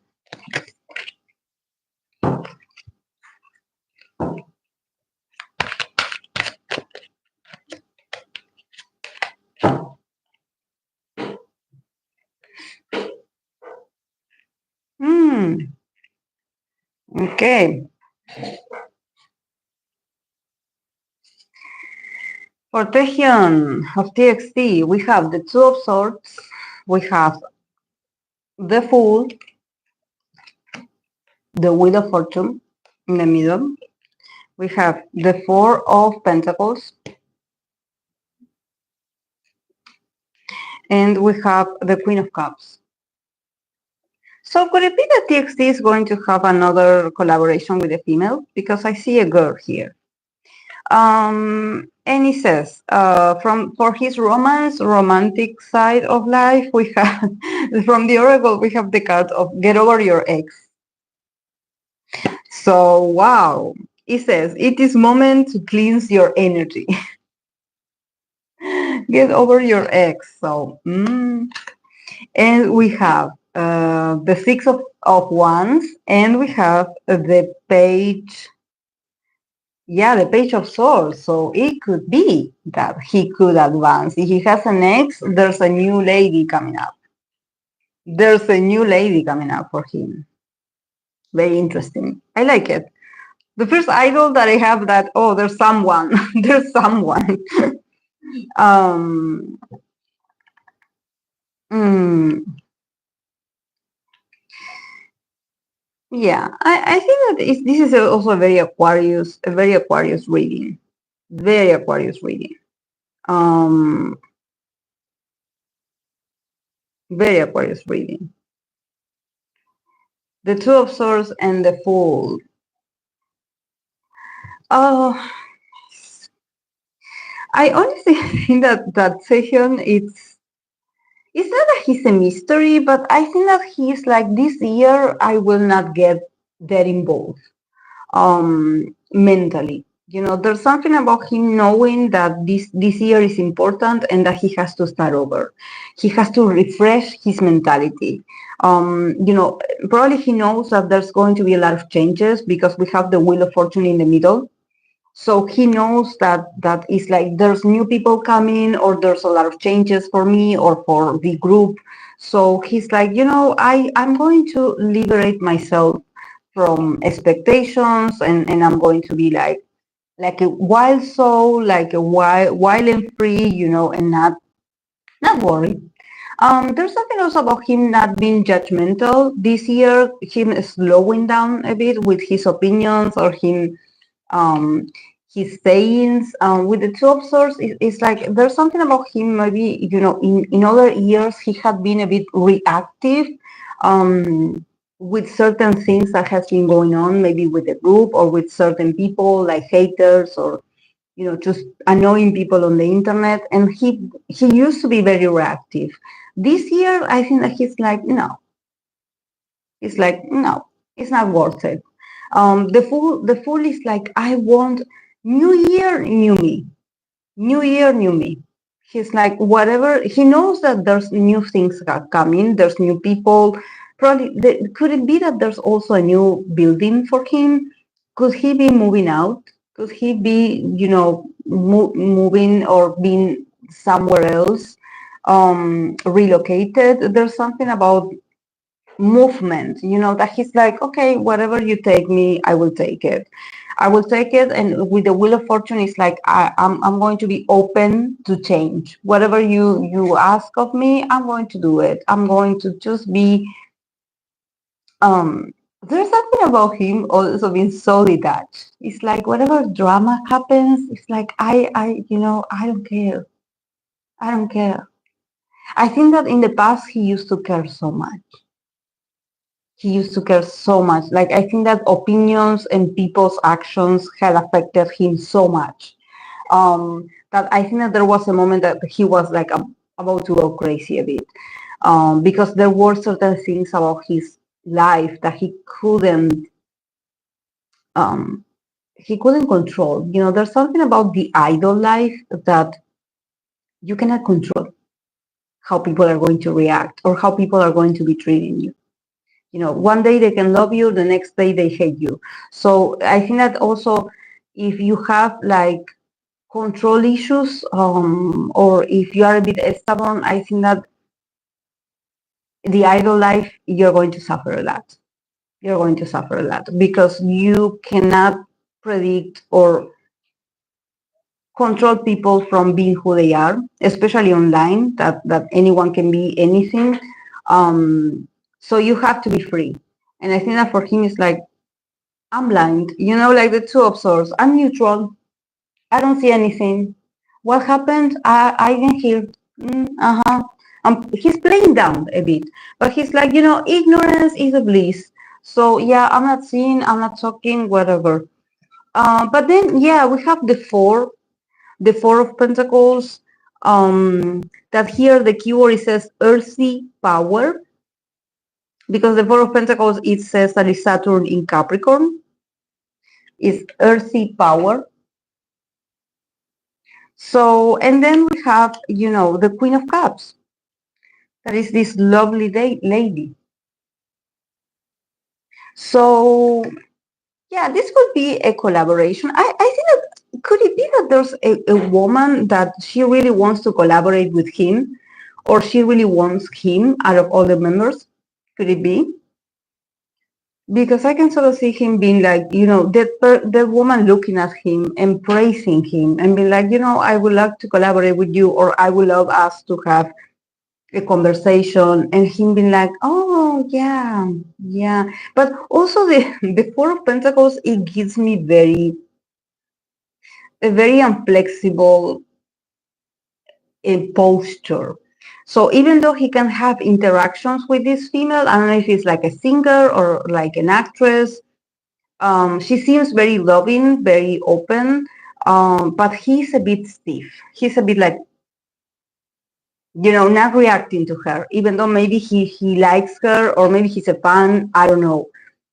It feels like it could be important for him, or maybe he's a fan of hers, but he's so rigid. The Four of Pentacles, it feels like I don't want to lose anything. Like, just in case, I'm not moving. Maybe it's because he's avoiding rumors. Could it be? But yeah, he's like, I better do not show my enthusiasm that much. He's all about remaining neutral and even a bit robotic, I would say. Maybe people could be like, what is going on with him? Why is he acting so, it's not about being unauthentic, but I think that he's like, no one is moving me from here. Like, no one is taking this opportunity to create something with this, to create edits with this, to create theories with this. So I better just stay fixed. He's like, also the Four of Pentacles, it gives me that he's like, I'm not going to lose anything this year. What I have, the opportunities, the spotlight, the possibilities, or what we had earned as a group before, I'm not going to lose it because of a scandal or because of a woman. There's something with, I know that they are going to have like a new CEO, because in the TXT, in the TXT reading, I believe I seen a female as well for them. Could this be like, I don't remember I know there was a queen, but I don't remember the energy. I think that it was a stronger queen. I don't know if it was like a Queen of Swords or a Queen of Wands, but I remember that a queen appeared. And in here, we have the Queen of Cups. So the Queen of Cups is more like a motherly vibe. So I wonder if this woman, when it comes to him, maybe this new CEO, when it comes to him, there seems to be like, she really would like him. She really likes him in particular. Like, everything would be cool with him. But he's like in this very, sort of serious attitude of like, yes, thank you. Like, not making, like, refraining himself and also protecting himself, protecting his space, protecting his personal space, or protecting his energy, protecting himself. He's like, yes, thank you. Yeah, okay. Like, not reacting that much. Because I believe that there's a part of him that he's like, I don't trust you. I don't think that you are that nice as you show. So, and her being like, very loving, or trying to be very loving towards him, and him being like, I don't know you. I just follow orders. What do you want? He's a tough cookie. And definitely he knows, because he comes with this energy of like, whatever it will be, but, you are not getting me to react. I'm not going to be the bad guy this time. His eyes sometimes look like he's screaming on the inside but not moving a muscle. It always looks so funny to me. It seems like that with the Four of Pentacles. It's like this very like, you know, and it's not personal. It's just that this is the way he treats people, that he's like, yeah, respect you. Yeah, I know who you are. But you are on observation period. I don't know you. You're not my friend. You know, and her probably trying to be friendly with him, you know, just be like, ah, and her being like, him be like, but I think that she would like him. So I wonder if she's a fan of him, you know, if he is her bias or something like this. Because I know that the queen that I got, I got the CEO vibe, the queen actually was coming very strong in TXT reading, not this kind of queen. And here she's a bit softer, like, um, yeah, and her emotional in the emotional or romantic life, get over your ex. The Six of Wands and the Page of Swords, you know. He's going to conquer a new person. This is why I think that this get over your ex, it will be possible. It will be, the year will be this, you know. Because he's going to feel victorious towards this person. It's like, wow, like you like me, I actually kind of like you too. This is like a new person, a new girl, a new girl. So he's feeling victorious because, I don't know, there's something about the girls loving him, especially the popular or the influential ones, just finding him,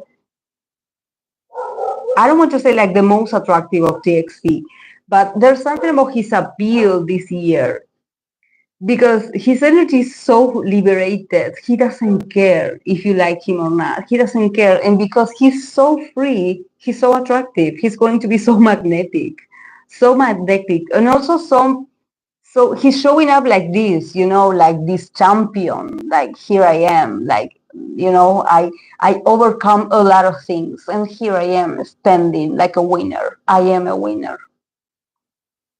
I am a winner. So there's something about him being like very much admired by people, by the female energy around him, you know. So yeah, there's someone,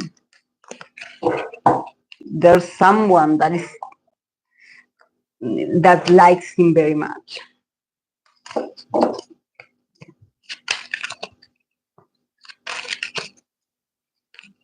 Maybe the most approachable. I don't know. I think that he's going to exude certain charms in 2025 that maybe people will start paying more attention to him. I don't know if they're going to change his hair, his style, but definitely his attitude is also the attitude of the winner.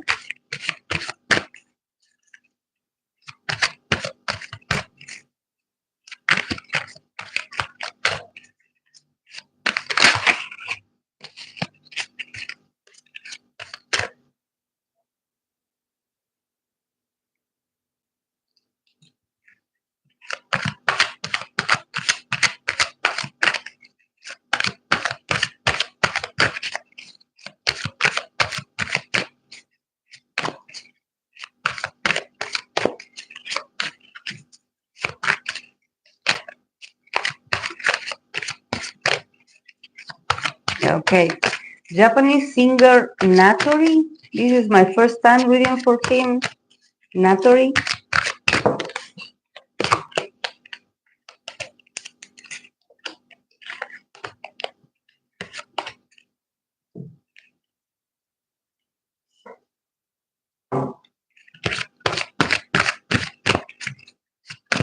This is also a loner. We start with the Hermit.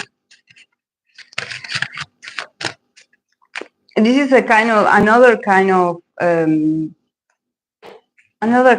artist that, you know, what fame hits you, fame happens, and you are like, oh my God, I'm not ready for that. I'm actually a very reserved person.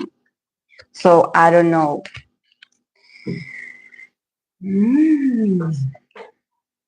Okay, we start for him, for this Japanese singer, Natori. We have the Hermit, Nine of Pentacles. He's a soloist, right? Because I see a lot of alone energy. Him standing alone. Six of Swords in the middle, the Two of Cups, and the High Priestess. See, he begins the reading with the Hermit, and then he ends it with the High Priestess. So it's like, even though he's going to be working a lot, and he's probably going to do collaborations, or he's just open to receive the good feedback and the love of people, at the same time, he's like, I want to remain anonymous, or I wish I could. There's something about him not revealing that much about himself. Maybe, yeah, revealing his music or his work, but there's a part of him that he's like, I better not say that much. And for his romantic life, we have from the oracle, it says, leave aside control problems or control issues. Leave aside control issues. So maybe he's a possessive partner. He says, allow that this situation develops naturally or unfolds naturally. Yeah, and also with the Sun and the Ace of Wands. Does anyone know if he's secretly married? How old is he? Does anyone know if he's secretly married or he has a stable partner? Because in here with the Sun and the Ace of Wands, I'm like, do you have a family? Are you about to start a family? Because his love life is very active. The Sun, the Ace of Wands, there's a lot of sexual activities. He's very popular, I would say. I don't know him. I don't know him, but it seems like he loves the attention. He loves the ladies. He loves the ladies. And he loves the attention. He loves it. It's just that he's a bit erratic because it's like probably he loves the attention or he doesn't want like a commitment, but at the same time he has control issues. So maybe if he has like a casual thing with someone, maybe he's like expecting to have some kind of control over that person and what this person does. So it's a bit like a bit possessive, I would say. There's something about him probably as an artist or as a person just being very detached and just being like very like hippie-like, I would say. But then when it comes to connections, it seems like he gets very, very controlling, or he gets very masculine all of a sudden, you know, very assertive all of a sudden. So he's not shy about love or connections. He's very much focused on that, but probably, you know, like you guys said, he's in his 20s, so it makes sense that we have the Ace of Wands when you are in your 20s. Of course, you know, there's a lot of energy, a lot of desire. But yeah, you know, because also the Two of Cups and the High Priestess, it gives me like, you know, you should lay in a bit low when it comes to relationships because there could be some exposure. I don't see it, but there could be like some girlfriend or ex-girlfriend appearing, you know, because I see him doing very well. You know, the Hermit and the Six of Pentacles, definitely it shows that even though he works alone and maybe he's a loner, he's very good at creation. He's very good. He's very successful. He's very talented. It seems like he also has a lot of charisma. He's really good at drawing the attention, and probably he has been earning a lot of money. Could it be? Because financially, I see that there's a lot of money coming his way, or a lot of new projects or prospects, and I see that he's receiving the money, or he's receiving the the compensation before, in advance, I would say. When you are getting paid in advance for a work that you haven't done, or for maybe him doing a kind of tour that, yeah, you haven't still do it, but you were paid, you were compensated before. So he's like, okay, like from this hermit loner guy, all of a sudden he has all this money and all these, all these shiny things around him. So the six of swords in the middle also, it gives me tour vibes, or that he has to travel or go places or visit places that he had never visit before. Also is the internet, if he has gone viral, or there's a lot of potential of his career this year, just keep blowing up, just keep, I see a lot of progress for him, definitely a lot of progress, and him just being, him reaching to overseas, maybe, him probably not literally having to travel, but it seems like his content is going to travel very far. The Two of Cups, and also the High Priestess is like, share with your possible fans, or share with the people, try to create this connection, but probably don't remain some things a mystery. I would say that he needs to remain a bit of a mystery. He needs to remain faithful to his usual energy, because we start with the hermit, and we finish with the high priestess. So there's something about, like, always go back.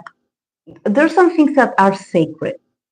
There's some things about him, maybe even as an artist, because I see a lot of money and a lot of ambition, so him all of the sudden, like these new rich people or people that won the lottery, that they wake up one day and they have resources, or they have possibilities that they didn't have before. So it feels like a shock. It's happening all of the sudden, even though he had always been talented, of course. But the high priestess, it gives me like, yeah, it's great that you are giving yourself to the community or to the people that want to hear you. There seems to be a lot of a good connection with his audience. Maybe people resonate so much. I don't know what kind of music he does, but it seems a bit emotional. Also, he could have a lot of, like, a very interesting stage presence, or just an image, physical image. But the high priestess is like, don't sell your whole self. Keep some things to yourself. It's like your essence, is sacred. It's like some things, keep it a mystery. Maybe it also has to do with his work or with his creation. Keep some things to yourself. Don't sell them all. Don't sell them all.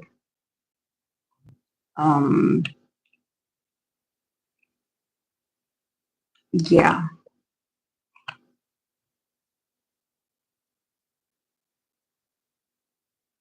And here that it says leave aside control issues. Yeah, with the sun and also the ace of wands. There's a lot of pride-ness in his masculinity, or maybe in his relationships. He's really like the man in the relationship, or he's really controlling. And also with the sun, it could be that he can get a bit cocky because of fame. So it's like, control your temper a bit. Like you are doing a bit much. Like, you are moving because of your impulses, and maybe you are getting too impulsive, like a slow down with, because there could be some, you know, pregnancy scare or something like this, because I see him very, very active.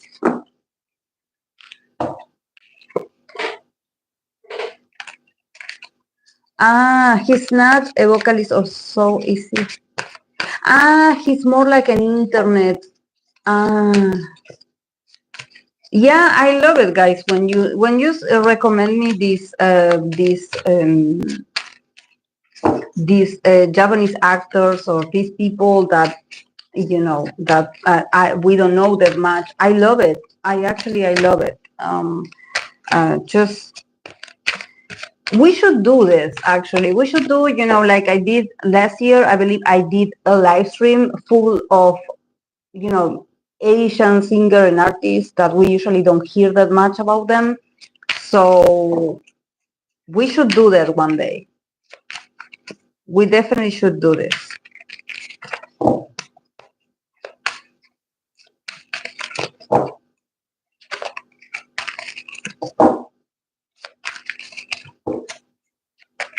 Because it's fun and it's so refreshing. I like it. We need new people. And also I like it because, it gives me the opportunity to read for someone that I don't know. Okay, let's continue with Twice Jihyo.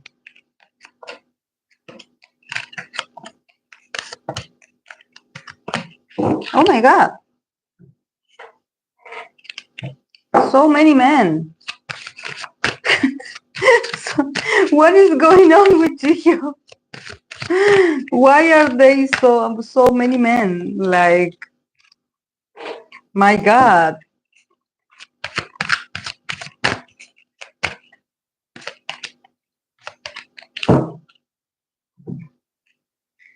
Why are they so many men? I swear, Akira.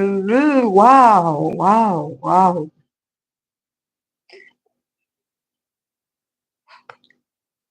Okay, we start with the Knight of Pentacles for Jihyo. We have the Knight of Wands. We have the King of Cups in the middle. We have the Seven of Cups. And we have the Death card. And for her romantic life, we have the card of Trust. Trust. And it says, this situation is calling you for you to have faith. And we have the Four of Cups and we have the Page of Swords. So yeah, it's all about Jihyo in her love life. She has been a bit apathic, I would say. She is a bit erratic sometimes with her partner. She's not. She is. It's like her mind works a lot. I don't know if she has like trust issues. This is why we have the card of trust.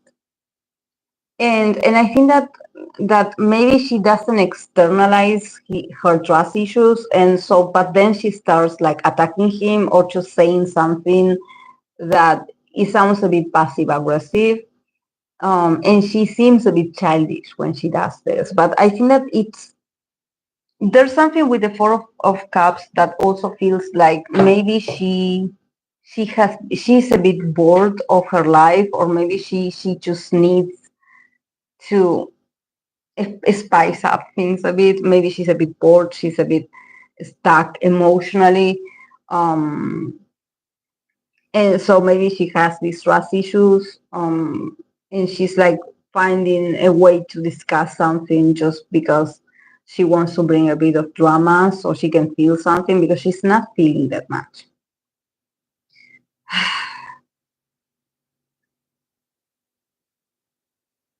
There's a lot of men energy here. I cannot even see her career, I would say.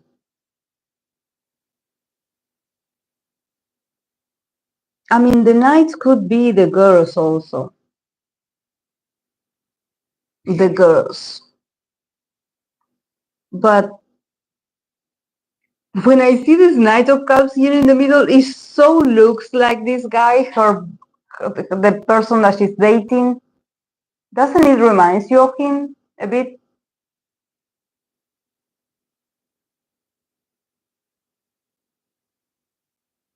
I see him like staring at me, like directly, and I'm like, wow.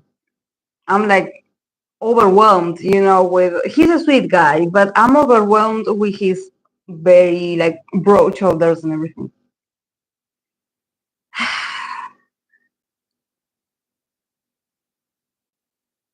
Could it be that Jihyo is joining a show with a lot of men,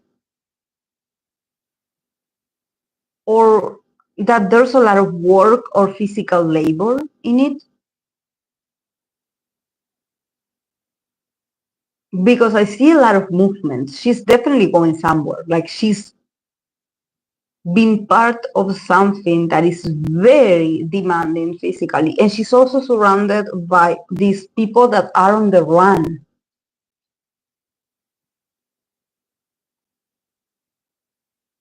So competitive, so competitive,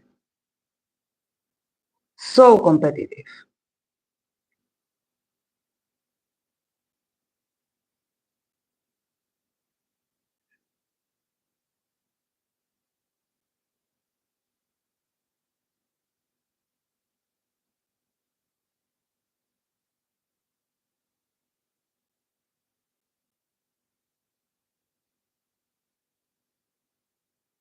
Yeah, because I don't see like I don't see I think that she's not I don't even see the girls. Like I think that it's her and other people that are much more.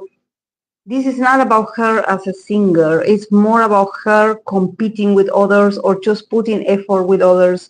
And I just see her moving, her energy feels like I'm going along with them. Like I'm traveling or I'm moving places, but and I cannot stop because I'm so busy. I'm so busy. And she's enjoying this because, I think that this is her kind of people. There's something about this being like, this is her kind of people. She loves this. Um, but also the King of Cups here in the middle. I think that this King of Cups is sort of stopping this movement. It's like he's getting in the way because he wants protagonism in her life, I would say. This person is like, pay attention to me. We have pendant issues. Um,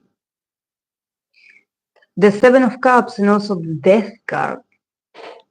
I think that she will have to. There's something about her just being in the clouds. The Seven of Cups is like a very dreamy, like, oh, I have all these options of what to do, but I'm not sure which one is real, which one is good for me.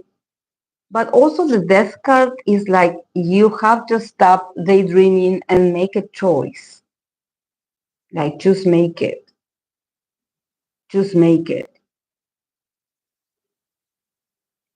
Death card also gives me transformation, like she needs to transform herself.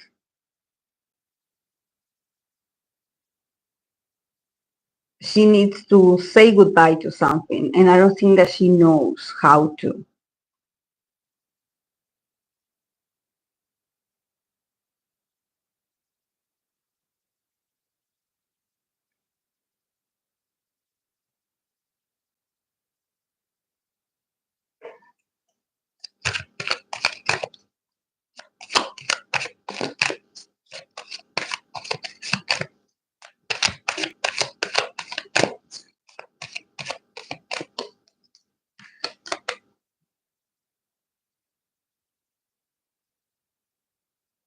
Yeah, the past.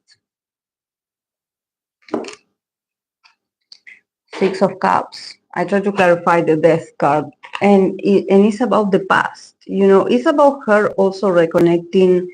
The Death card is a very Plutonian card, and also in this deck, um, the card of the Six of Cups. It says pleasure. And this is a Sun in Scorpio card in this deck, that this is the DOS system.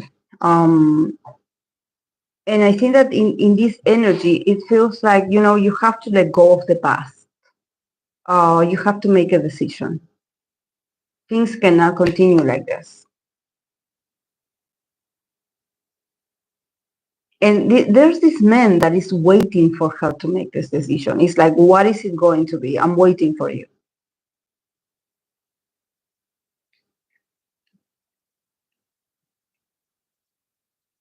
Because also, it's very interesting that the Six of Cups, it talks about pleasure. For me, it's like past pleasure, like when you remember your past and you're like, oh, I used to enjoy this very much. And now I don't feel it. Because I also have this Four of Cups in her emotional life, in her romantic life. So there's a bit of boredom. There's a bit of like, when we think about how she feels emotionally, I think that when she's working or when she's doing something productive or when she is next to these very competitive people, she feels alive. She feels like, oh, okay, I feel great when I'm working, or, it sort of reminds me of TVXQ, Juno. It's the same. Maybe it's the leader's mentality, since she's a leader as well, that she has this, not obsession, this addiction to adrenaline, to like, I always have to be doing something. I cannot sit still, or I cannot do something because someone needs me, or someone may need something from me, or someone, I see it in her. And I think that there's something also that is sort of affecting her love life, or is affecting the people that she loves. Because the people are like, what is it going to be? Like, we are not, like, this is something that is more emotional.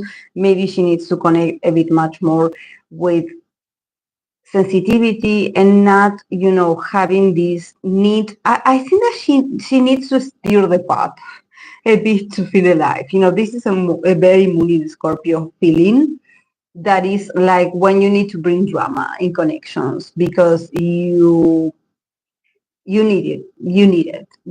I know I am like this in connection. So, seeing this from her point of view, trust, that the cards are like, you have to trust your partner, or if you have trust issues, open up and talk to them about it.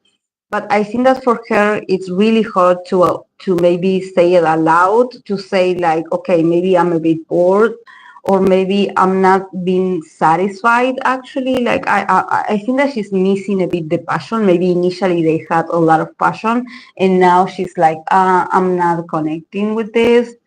I'm not feeling that desirable, or I'm not feeling that you show that much. Like the initial desire that you show for me, now I'm not seeing it. So that's why I'm getting a bit, on the defensive, and I'm sort of attacking you verbally because I'm waiting for a response from you. Maybe her partner is a bit boring or is a bit quiet. So she's like, I'm expecting a bit much more of a fiery attitude, because the King of Cows here in the middle, it gives me his energy that, even though he's a tall guy, or he's a very buff guy, I think that he's super sweet inside. He's so sensitive, or he's so soft spoken, and she's like, I actually want a bit much more of resistance from you. I want much more passion from you, a bit much more of conflict, drama. And he's not that. Mm, yeah, yeah. So yeah, I think that she's happy doing what she's doing right now. Probably the first months of the year are going to be about that as well. Maybe, I don't know, you said something, Akira, about the show. Maybe they're going to continue, like she's going to continue working on that show for some months. I can sort of see it taking a bit longer in the year, like being part of her life. And yeah, she has to make a decision. She has to end something, and she's not sure about it.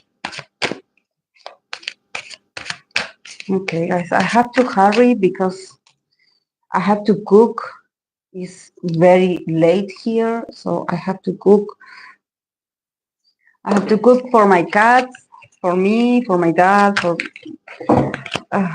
so I have to hurry.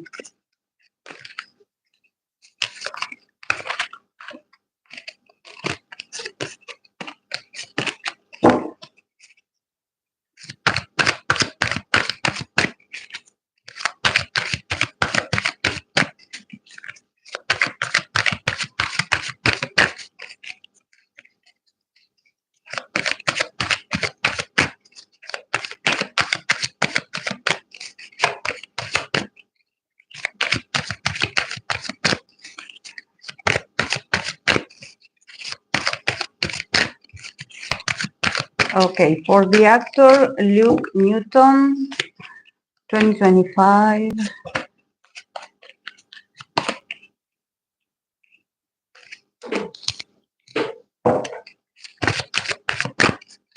Also another one that got a lot of women. Or maybe, oh, or maybe, hmm,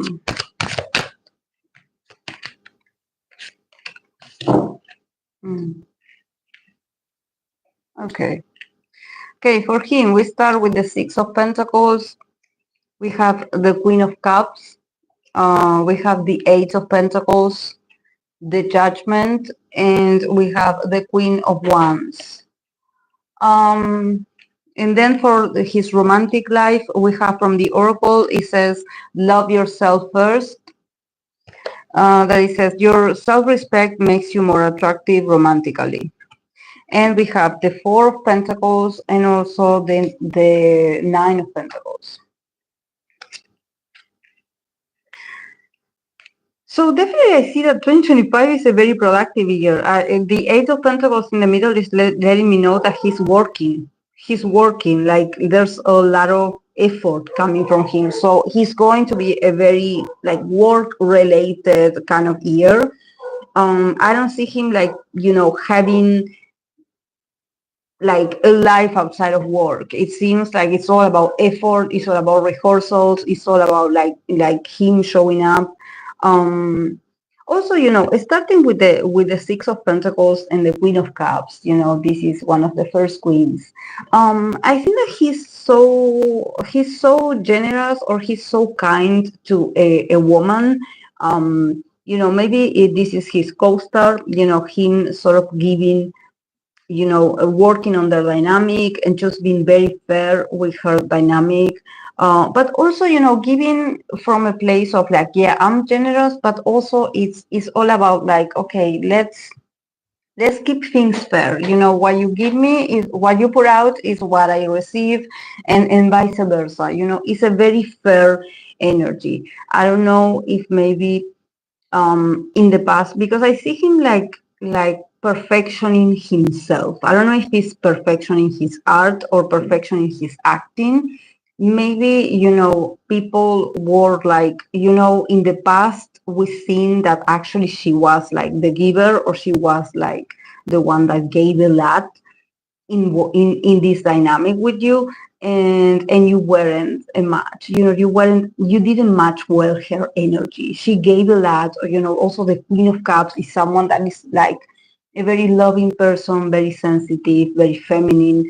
So he's like, okay, I understand. I have to put much more effort. I have to keep this equal. So he's really working on, if this is acting, definitely I see that it's acting. He's like, okay, I'm working on that. All this year, this 2025 year is all about him working. Maybe it has to do him working with certain expressions. I don't know if maybe people were like, you actually weren't that expressive. We expected much more of you. It sounded like you weren't that professional, or we expected more quality of you. So yeah. Also, the justice, not the justice, the judgment card, and also this is like the page of wands. Could it be that there's someone mad at him, like a younger girl that could be mad at him? Because with the judgment, I see him just very focused on his work and what he's going to do or portray.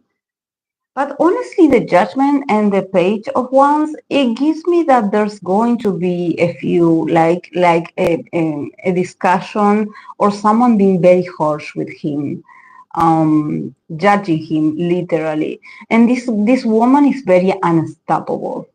I think that this woman will come with a force or will come with a lot of anger issues, I would say, very reactionary towards what he's doing. And this could create a bit of chaos in his life. I would say his working life, his professional life, because I don't see emotionality here. So I cannot say like, oh, this is, there's a relationship here, but this is someone that is going to be very harsh on him. And probably, I don't know if this woman wants to expose him, or just, being like, you didn't do your job correctly, or I had this issue with you while working. So, yeah, so I see this woman, sort of taking a bit of protagonism, probably at the end of the year or near the end of this project, because I see him just being very disciplined, very focused on what he has to do, but the judgment is going to come. The judgment is going to come. This is a woman, maybe of his personal, she's from his personal life, or she's like someone that worked with him, but she's like, I'm speaking up. I'm sort of like calling you out on something. And she's not nice. She's actually, this is why I think that she's very impulsive. She's very young. She's very inexperienced, but also she has like a lot of attitude. And she's like, I have to talk about this. I have to talk about this. Um, you know, um, but yeah, from the card of love yourself first, when it comes to his romance, his romantic life, love yourself first. Definitely, the cards are like, I think that people said that he was in a relationship, but love yourself first. I think that he it definitely is like calling him out on certain issues that he has. Probably, there's some he's not. Um, there's something that I would say that probably he's not boyfriend material at the moment. I would say, with I think that he has certain personal issues that he needs to address. We have the Four of Pentacles and we have the Nine of Pentacles. So, all these cards also show a bit of rigidness in his character, maybe an inability for him to change. There's something about him being like, well, this is the way I am. If you like it, great. If you don't like it, it's on you. I think that he doesn't see what he does wrong. There's something about him. It feels a bit self-centered, but also with the Nine of Pentacles. Why do I feel like the Nine of Pentacles, it has to do with recognition and with, you feeling praised, or you actually being very talented and people praising you because of what you had achieved. So you feel great, you feel like you had achieved a lot on your own. But at the same time, this is not self-esteem. This is more like, oh, I'm successful, or I made it, I made it, I'm successful. But in relationships, it's not about, your prestige or how successful you are at work. It's not also about your talent. It's not about showing off, who is the most talented out of the two of you. It's more about, when you are in a relationship, you do have to be, selfless, and also, not so self-centered or not so stubborn. You do have to give in sometimes, a lot of the times, and be very humble. And probably he does have an inability um, to take the focus out of himself. I don't know if it's because fame is affecting the relationship, but I think that he doesn't see what is wrong with this.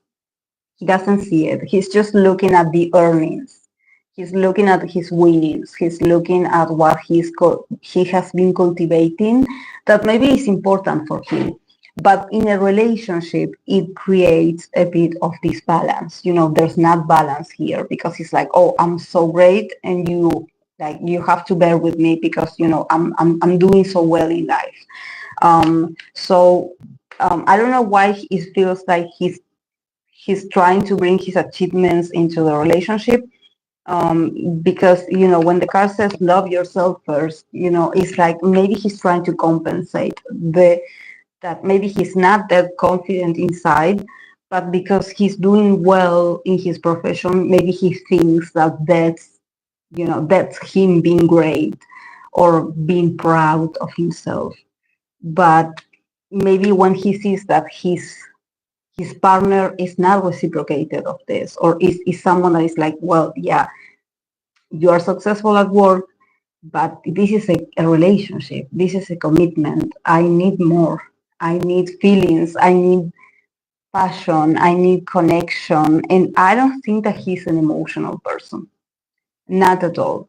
I think that what I see the most is that he is very stubborn. He puts the effort. He's very patient, probably. And probably also the Four of Pentacles. It gives me that maybe he knows that there's something wrong in the connection, but he doesn't leave it. He doesn't change it. Does he have the Moon in Taurus? Because it feels very rigid. But yeah, he has to work on his self-esteem because it's not, I don't know how his partner feels about it, but it's not a it's not romantic.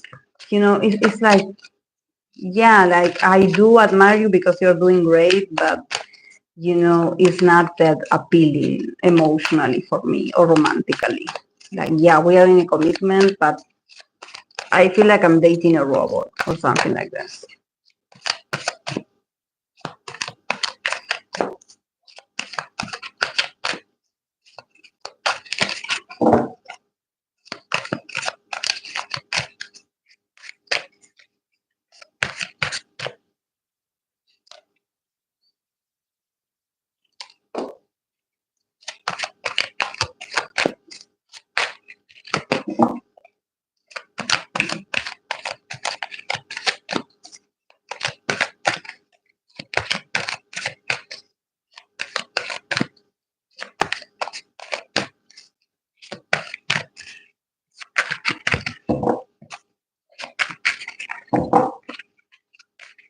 Okay, I'm going to continue with NCT Johnny. NCT Johnny.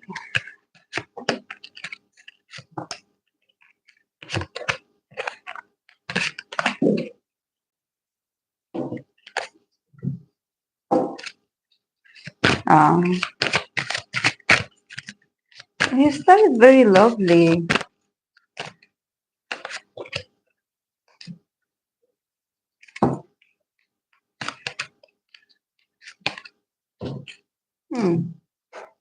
Okay. For NCT Johnny, we start with the Knight of Cups, Three of Wands, Four of Swords in the middle, Ace of Pentacles, the Moon. And we have, for his romantic life, we have the card Joy. Joy. And he says, to recuperate the romance, allow your youthful spirit to bring more fun to shine. Yeah, have fun a bit more in your relationships. And we have the Nine of Pentacles, and we also have the Six of Wands for his romantic life. So it feels very prosperous in his romantic life. I think that he's doing well in his relationships. At least in 2025, I see him just feeling much more happy and excited. Johnny.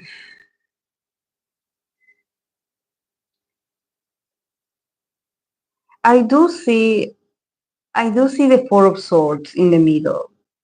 So the Four of Swords is hiatus. I wonder why. But I mean, it can be that he actually is not worried anymore about certain things in 2025. But you know how I feel about the Four of Swords, because we start with the Knight of Cups and also the Three of Wands. So definitely he starts the year, you know, just moving his energy. He feels so emotional. He's at a very emotional moment with the guys, with the group, you know, with the Three of Wands. I think that he's also has a lot of vision, a lot of things to do. He's looking forward at new projects, or you know, if they have to advance and just keep doing a lot of things, you know, maybe they have to travel. Or I see him, you know, in the first half of the year, probably, you know, he's just feeling so grateful, and so he just loves the members so much. And I think that, you know, he's an Aquarius, and he has, you know, Johnny has a lot of, you know, he's like a true Aquarian. He has a lot of air element. You know, he's very rational, he's very communicative, you know, he's very intelligent. But seeing the Knight of Cups, I think that this year it feels like he's so loving. You know, he's like the Knight of Cups. He's like, here, let me give you a hug, or here, you know, let me kiss you, or you know, let me be affectionate, or let me tell you that I love you, or you know, him feeling emotional and wanting to cry all of a sudden. He's just feeling like this. He's feeling so he's like, I have to let them know that I love them, you know. And also because I think that his energy feels so, he's able to move forward, you know. He's so excited for the future. They have a lot of things to do, you know, they have to finish a lot of things, and he feels so energetic about it. But in the middle I have the Four of Swords, so I wonder, could could it be that something happens that he has to go on hiatus? Because then I have the Ace of Pentacles and I have the Moon card. So it doesn't look, I mean, it could look great, honestly, but with the Moon card is like, you know, I don't know why I think that he's supposed to be given opportunities or just new ways of making money. But with the Moon card, it's like everything is confusion now. Everything is in the darkness. We don't know what's going to happen.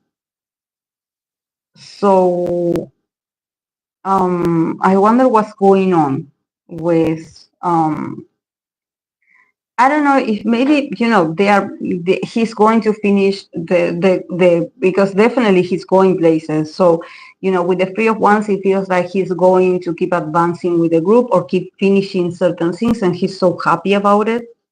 But the Four of Swords, it could mean a stop in his activities, maybe individual activities. And also the Ace of Pentacles and the Moon, it gives me like, you know, he maybe is supposed to be getting much more opportunities, individual opportunities, or just deals.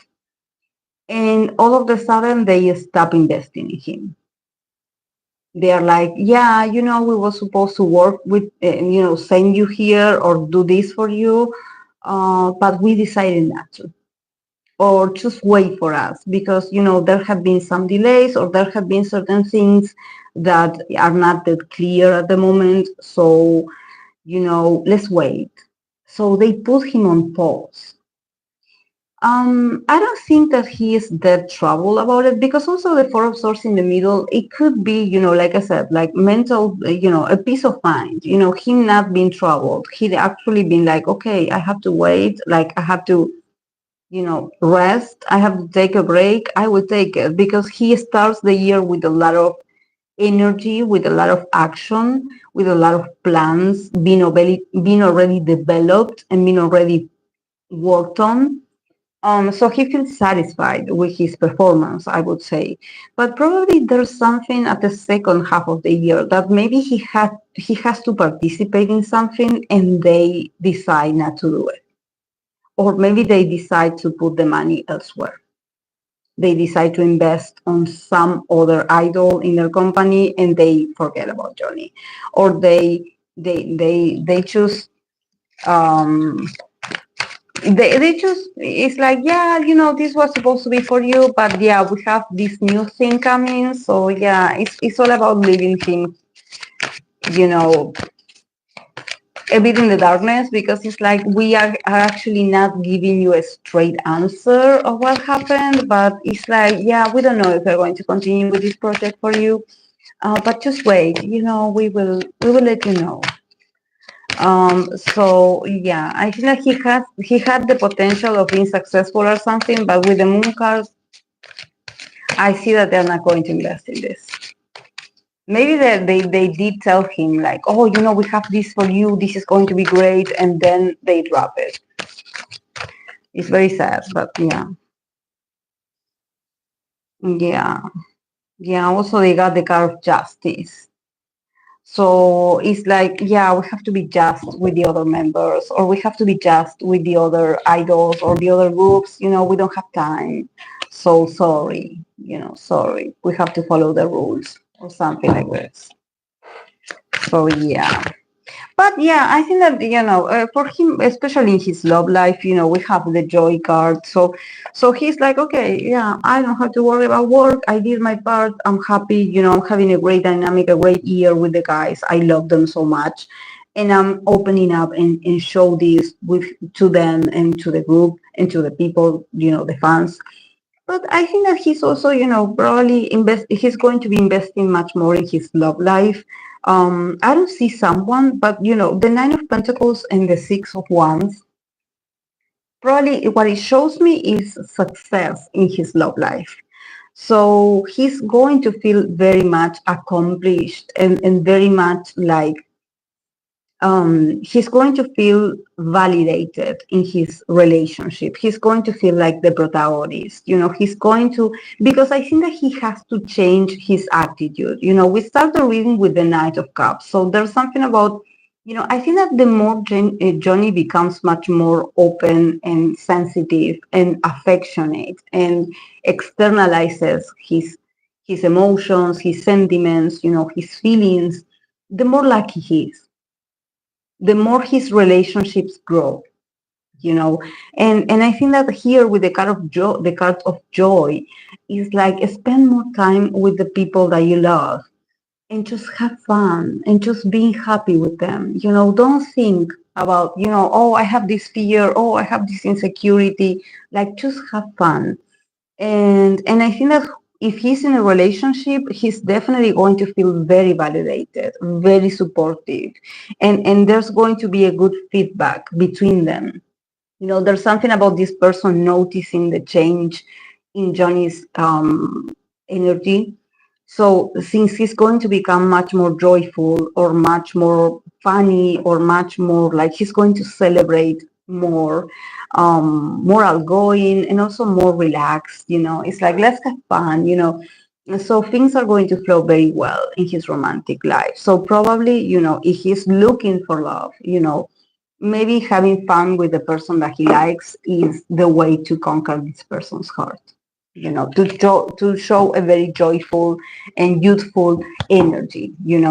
Not talk about work, don't complain about what's going on. Just have fun. Just be in the moment to have fun with them, because he's so charismatic. Like, if he's thinking about winning someone's heart, he has everything. He has everything. But yeah, he probably in prior years he had a very nervous attitude, very, cold and detached energy. So he probably wasn't like attracting the best energies. But yeah, now he's definitely. So yeah, I'm going to continue with the last one, and then I'm going to go because I'm still, I'm still here.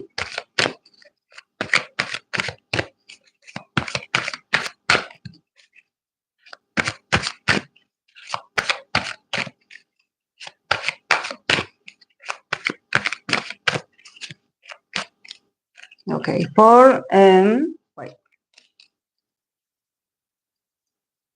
Mhm.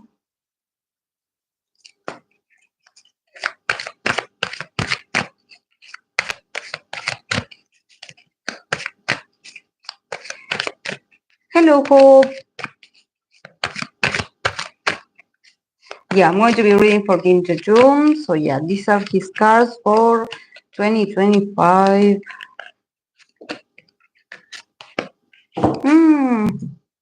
Wow. Oh my. Like all these fives. Like,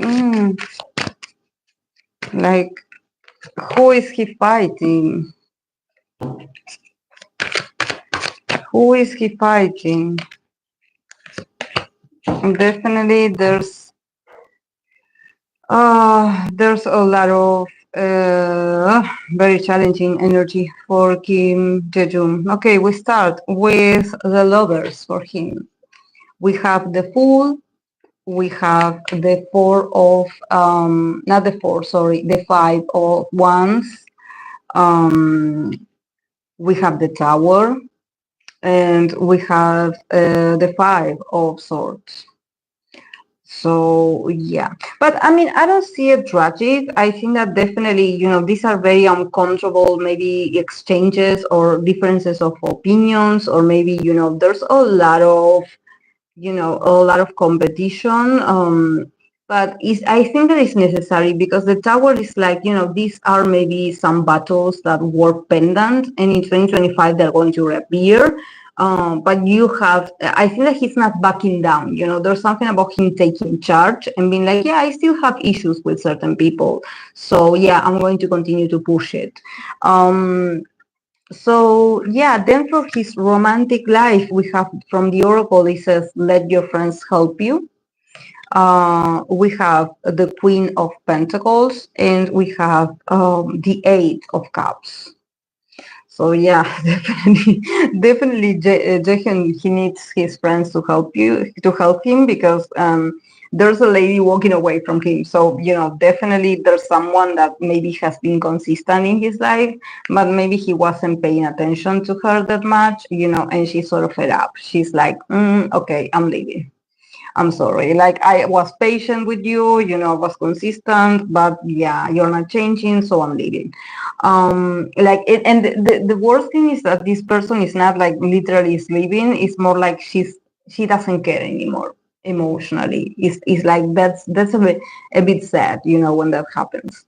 Um, yeah, with the lovers and the fool, the fool came out a lot today, and I think that this is a very, when it comes to Aquarius, this is like a very interesting energy because I definitely think that it has to do with him, the lovers is like, Jaehyun has always been very intelligent about him, sort of being in the middle or being neutral to certain things. He never was so absolutist about his life or his career.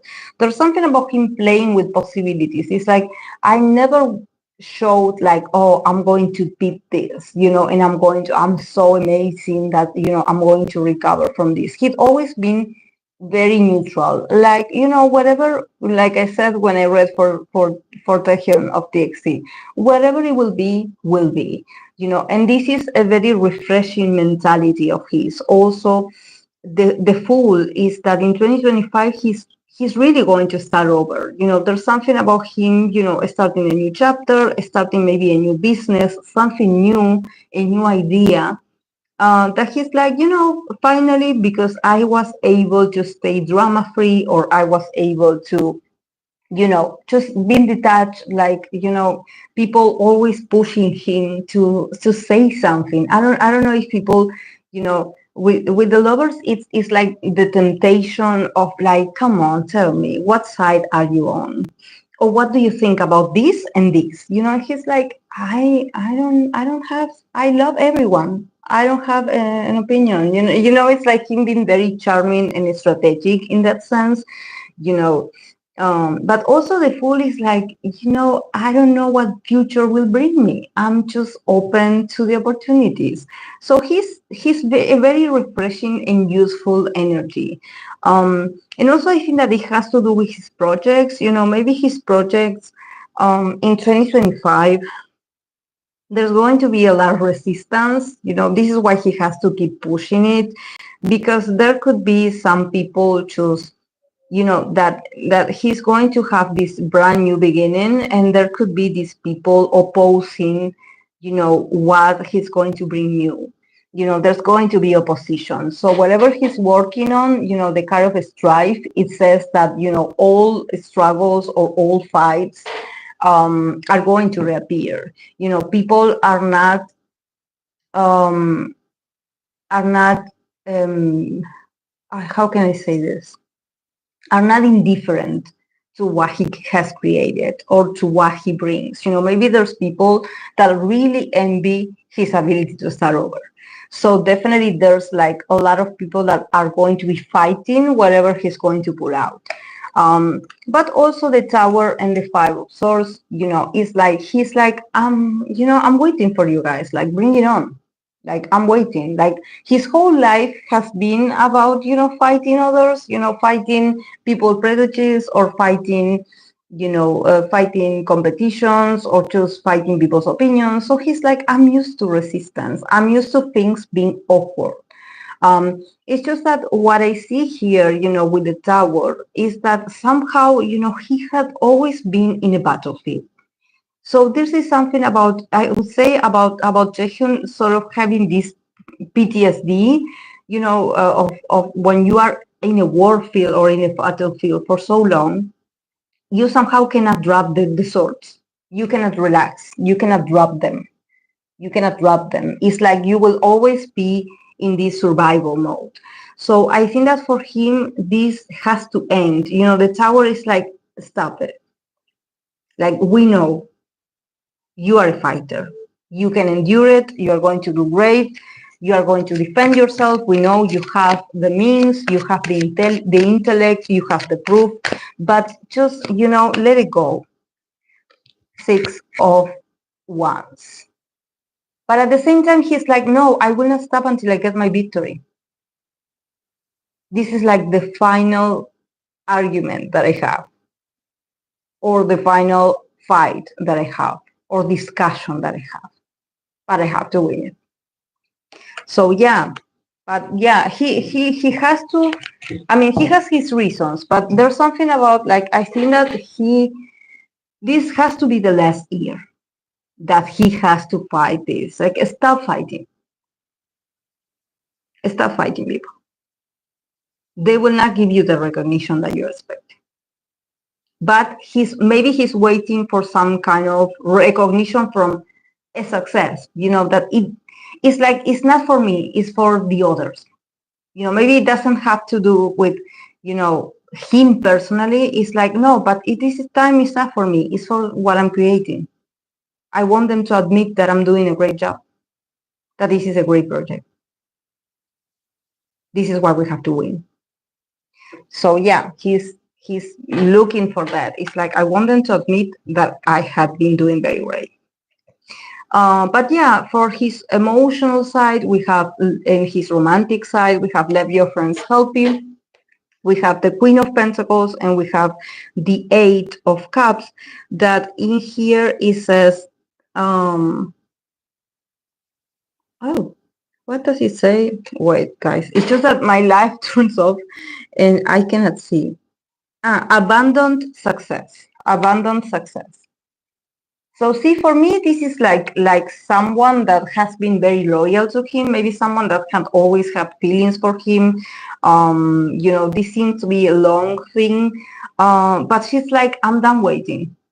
I'm done waiting. It's like, I thought that you were going to give me something, or you were going to, spend more time with me, or you were going to officialize this, and you are still chasing this. He's busy chasing his enemies, I would say, or chasing, or just fighting back. So it's not that, I don't think that his relationship is a priority, and maybe this person is waiting for a commitment, or is waiting for, a new era in their connection. She's also very stable. It could be someone also a bit old-fashioned. She has been there for him. It's not someone new. But she's like, I'm getting old.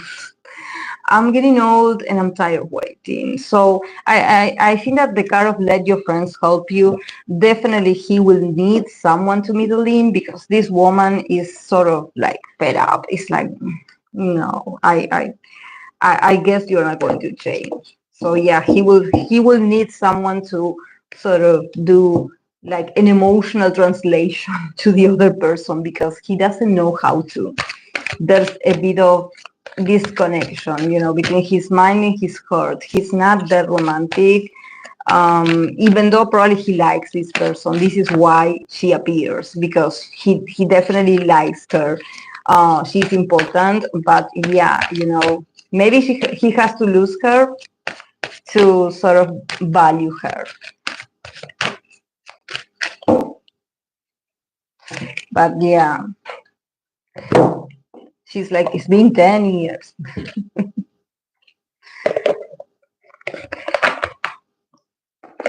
Okay, guys, I have to go because I can hear my cat meowing. I can hear Kali meowing. So I'm like, she wants me to feed her. So yeah, this was great. Oh.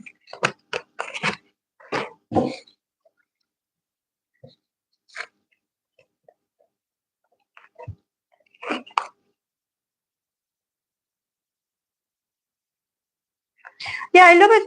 About Kim Taehyun and TVXQ members, I love it because I know that there's not. I mean, I don't know, but I haven't seen channels that they do read for them, and honestly, they are so great that I love to be able to read for them. Like, and actually, the first people in my community are Cassiopeia. Cassiopeia is it the fandom name? I know that Kim Taehyun is not part of TVXQ anymore, but the first readings that I did were for the fans, or the people that support TVXQ, or Kim Taehyun, or Kim Jin-soo, or and I think that for me, I have been reading for them for a while, and I love it. I love it. I love to read for these. I don't know if they are first generation or second generation idols, but I love it.